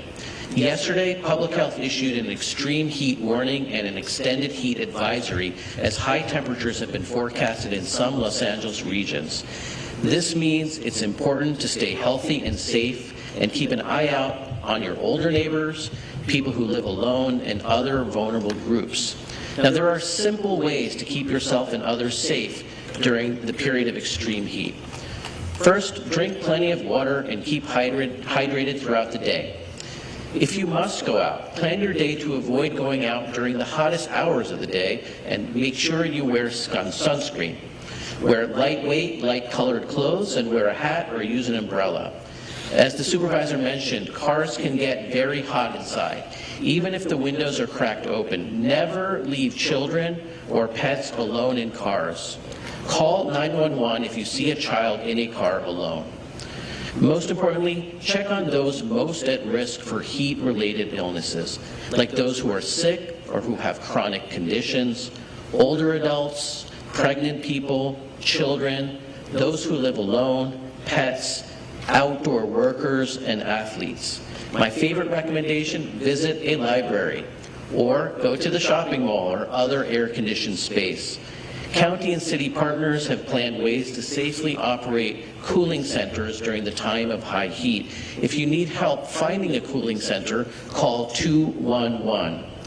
If you don't have air conditioning, follow these tips. Stay hydrated and don't wait until you're thirsty to drink water. Take cool showers or baths. Use your stove and oven less often to avoid heating your home more. Most importantly, be aware of and know what to do for heat-related illness, such as heat exhaustion and heat stroke. So what is heat-related illness? It just means that your body has gotten so hot that it can't cool itself off. What are the signs and symptoms of heat-related illness? A high body temperature, 103 degrees Fahrenheit or higher, vomiting, dizziness, confusion, hot, red, dry, or damp skin, a fast heart rate, or muscle cramps. These could be signs of heat exhaustion or even heat stroke, and heat stroke is a medical emergency. Workers in hot environments are most at risk to heat-related illness, especially when working quickly or doing strenuous tasks. All workers, regardless of immigration status, have a right to protections against heat-related illnesses without retaliation. They can file a Cal OSHA complaint to report any violations, such as not having access to a cool-down area. You can find most up-to-date information by visiting our Department of Public Health website at ph.lacounty.gov and signing up for our heat advisories, and by following us on our social media platforms where we share more tips and advisories on heat. Our social media handle is at LA Public Health on all platforms. Thank you. It's now my pleasure to introduce Fire Chief Anthony Maroney of the LA County Fire Department. Thank you.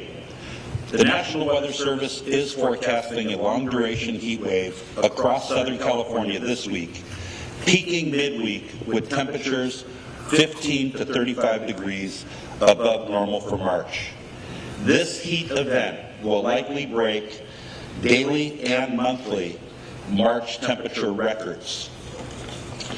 Overnight temperatures will continue to remain high in many areas, which can make it difficult for homes to cool down. Please call 211 or visit the website ready.lacounty.gov/heat to find a cooling center near you. While the heat and dry conditions could lead to some early season wildfire activity, conditions this year are different than what we often see during summer heat waves. Following the significant rainfall Los Angeles County received this winter, live fuel moistures remain high. These green fuels help slow fire spread and limit the overall size and intensity of fires should they occur. This heat event is not expected to be accompanied by strong winds, which are typically the driving factor behind large, fast-moving, and life-threatening wildfires in our region. At this time, the National Weather Service has not issued any red flag warnings, fire weather watches, or significant wind advisories for Los Angeles County. The primary concern this week is heat impacts on people rather than extreme fire risk. The Los Angeles County Fire Department is closely monitoring the weather conditions and the fire danger throughout the week, and we will adjust staffing levels and resource deployments as necessary. Our firefighters, lifeguards, and dispatch center remain fully prepared to respond quickly to any emergency. I would now like to introduce our Los Angeles County Director of Libraries, Dr. Skye Patrick.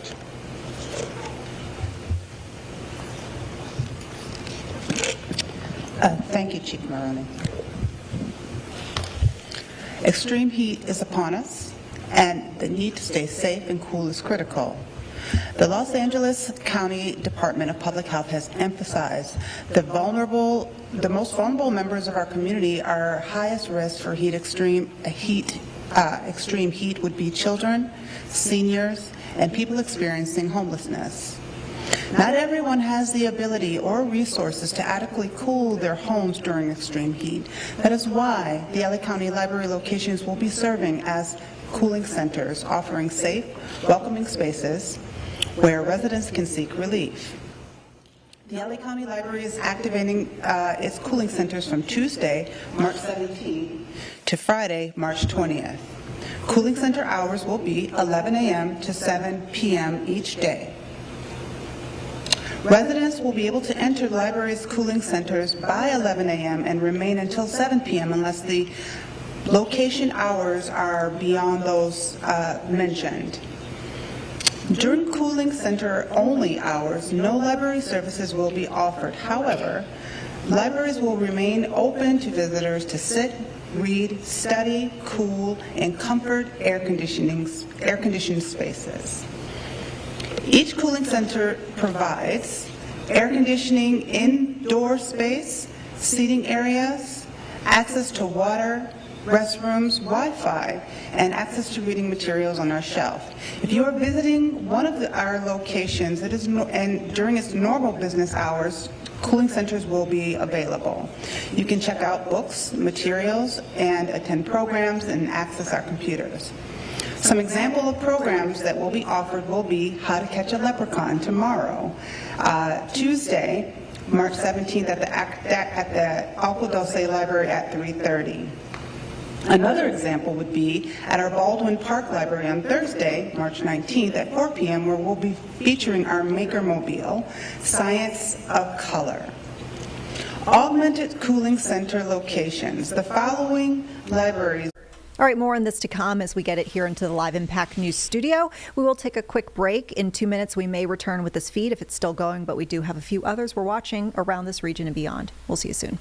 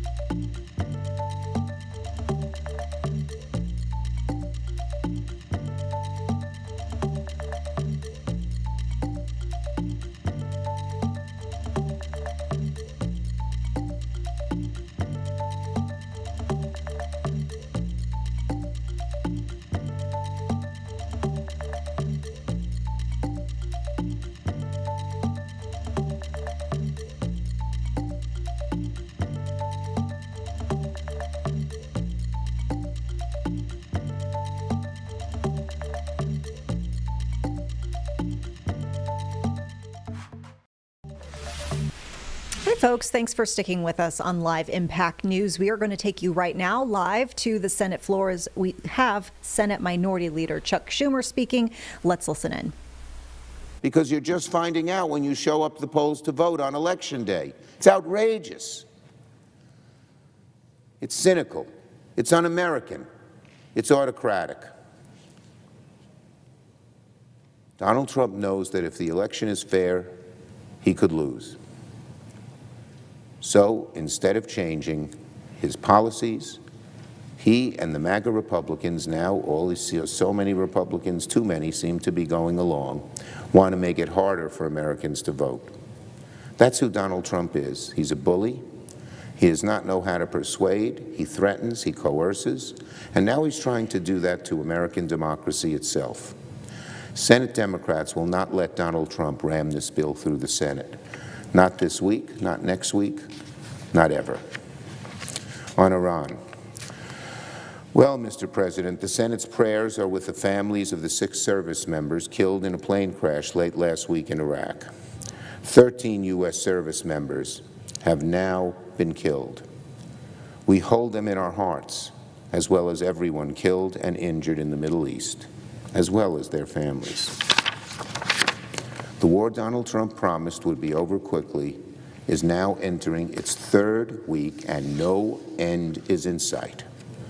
Iran is fully exerting its leverage over the Straits of Hormuz, sending oil prices surging across the globe. Brent crude is once again above $100 a barrel. Right now, gas is $3.70 at the pump. Oil executives told the White House last week, no matter what happens next, prices are likely to rise even higher in the weeks ahead. So what is Donald Trump's plan to bring this economic pain to an end? Sadly, America, he doesn't have one. It's something different every day. No plan, no thoughtful, no follow-through. If you listened to his press conference earlier today, it was obvious Donald Trump is flailing. Donald Trump claimed he predicted long ago that the Strait of Hormuz would be used as a weapon. Well, if that's true, then he's done a terrible job planning in advance for how to stop it from being used as a weapon, and he continues to do a terrible job containing the damage that is now occurring. Trump also claimed today, quote, they want to make a deal. They are talking to our people. And then moments later, he said, all their leaders are dead. We don't even know who they're dealing with. Which one is it? The leaders want to make a deal, or we don't know who the leaders are? If you can say those two contradictory things within the same few minutes, something is dramatically wrong, and it is with Donald Trump. Does Donald Trump know who he's talking to or not? Are talks even happening? The commander-in-chief seems totally lost and over.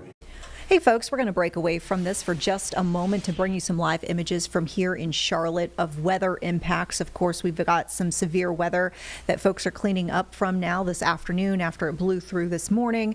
You're looking at our crews shot in the South Charlotte area. This is around Freedom Park, and you can see a rather large tree basically uprooted and fell over.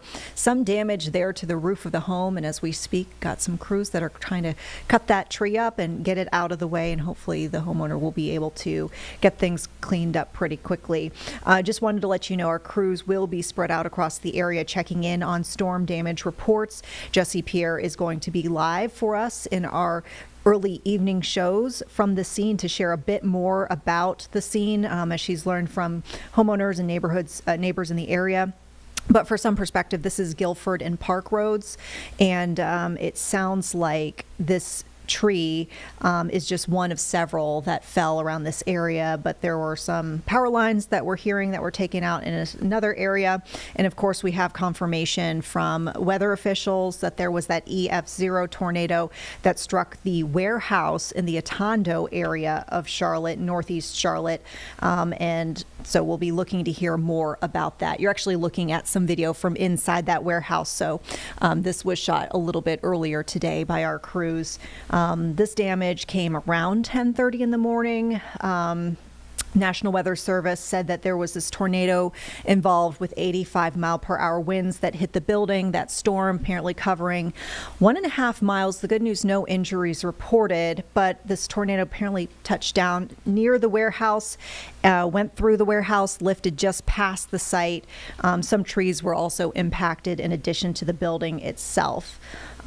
So make sure that you're staying tuned here on WCNC Plus for the latest check. Power outages and such. We'll be hearing from Duke Energy about when we can start to see restoration. It does sound like most folks will be seeing that by this evening if they haven't already. But yeah, it's just been a wild weather day, and we'll keep you posted on what will be coming the rest of the week, what we can expect from the weather front, keeping in mind that really different regions of the nation right now are dealing with some interesting weather of different nature, if you will. Probably a good time to take a break. Let's go ahead and do that. We'll be back in 2 minutes with more live impact news.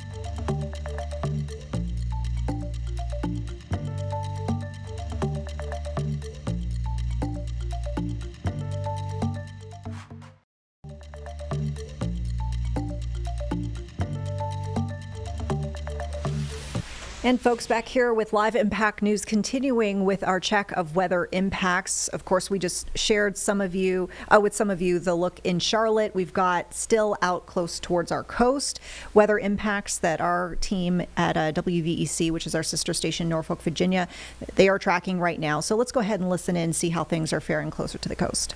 Which is heading over Back Bay and about to head out over into the Atlantic Ocean within the next 10 minutes as it is moving at around 50 miles per hour. So aside from that, we don't have any other, well, looks like they're just issued a warning here down in Adair County along the Outer Banks, once again for likely a very gusty wind threat here. We'll touch on this and then we'll get things going for the 4 p.m. news here in just a couple minutes. Dare and Hyde County under a severe thunderstorm warning here until 5 p.m. So pretty long duration for the storm system here to possibly bring 60-mile-per-hour winds up to Nags Head, inland Dare County, down to Buxton, KDH, and those types of places there over the next hour or so. Off to the north, still that ongoing severe thunderstorm warning in southeastern Virginia. Lightning and thunder, most of it over Back Bay, just north of Knott's Island, heading over Sandbridge right now, and pretty quickly moving out to sea. Heavy rain elsewhere out through Chesapeake, Portsmouth, Norfolk, into Suffolk. Some lightning and thunder mixed in there as well. Up along the peninsula, pretty much the same sort of thing. Pretty potent thunderstorm here right around Williamsburg along 64. Commute about to get ready to get underway. Going to be very wet afternoon and evening out there. Gusty downpours, maybe some ponding on area roadways as well. Up and down 64 leading to the Montgomery-Merrimack and the HRBT. Going to be a wet ride. And finally, we'll touch on here what's going on in Norfolk. Just widespread heavy rain, gusty downpours for you as well. Evan, you see anything else? No, just watching that one warning that you mentioned that just popped up until 5 o'clock for Dare and Hyde counties along the Outer Banks and mainland Dare and Hyde County. So some of the strongest parts of that storm right now are mainly Hatteras Island. You know, as you head up from Hatteras Island over towards Buxton and Avon and Little Kankakee, it's just a little bit of the Outer Banks of Hyde County there. So right now, not seeing anything in Waves, Rodanthe, Salvo, but you are going to see that heavier part of the storm as it lifts northward. A couple other storms that we're watching. We've got the line that extends from Back Bay down to Barco and Sligo and Gregory. That extends down towards Weeksville and Jaycox. And then we have the next line that is out towards Southampton County and up towards Williamsburg. And it is just going to be a rainy, sloppy afternoon now as the heaviest of the rain moves through. We've got that one other warning for parts of Virginia Beach until 4:15 that is just bringing mainly some heavy rain. We're not seeing any kind of signature of rotation, and certainly we still have some storms that have the potential for some gusty winds. Yeah, Evan, we've been under a tornado watch all afternoon up until 7 p.m. for our area, but over the last hour, we started to see the National Weather Service scale back that tornado watch, which was extended all the way out to the west to the mountains there, scaled back to the I-95 corridor, and we'll likely see this continue to be kind of. All right, Vanessa Rufus here in the Live Impact News studio, taking it back as we're about to wrap things up here for Live Impact. Of course, our news at 4 is coming up in just moments. Topping our headlines tonight, those weather impacts from severe storms that rolled through Charlotte. We'll see you here in just a couple minutes.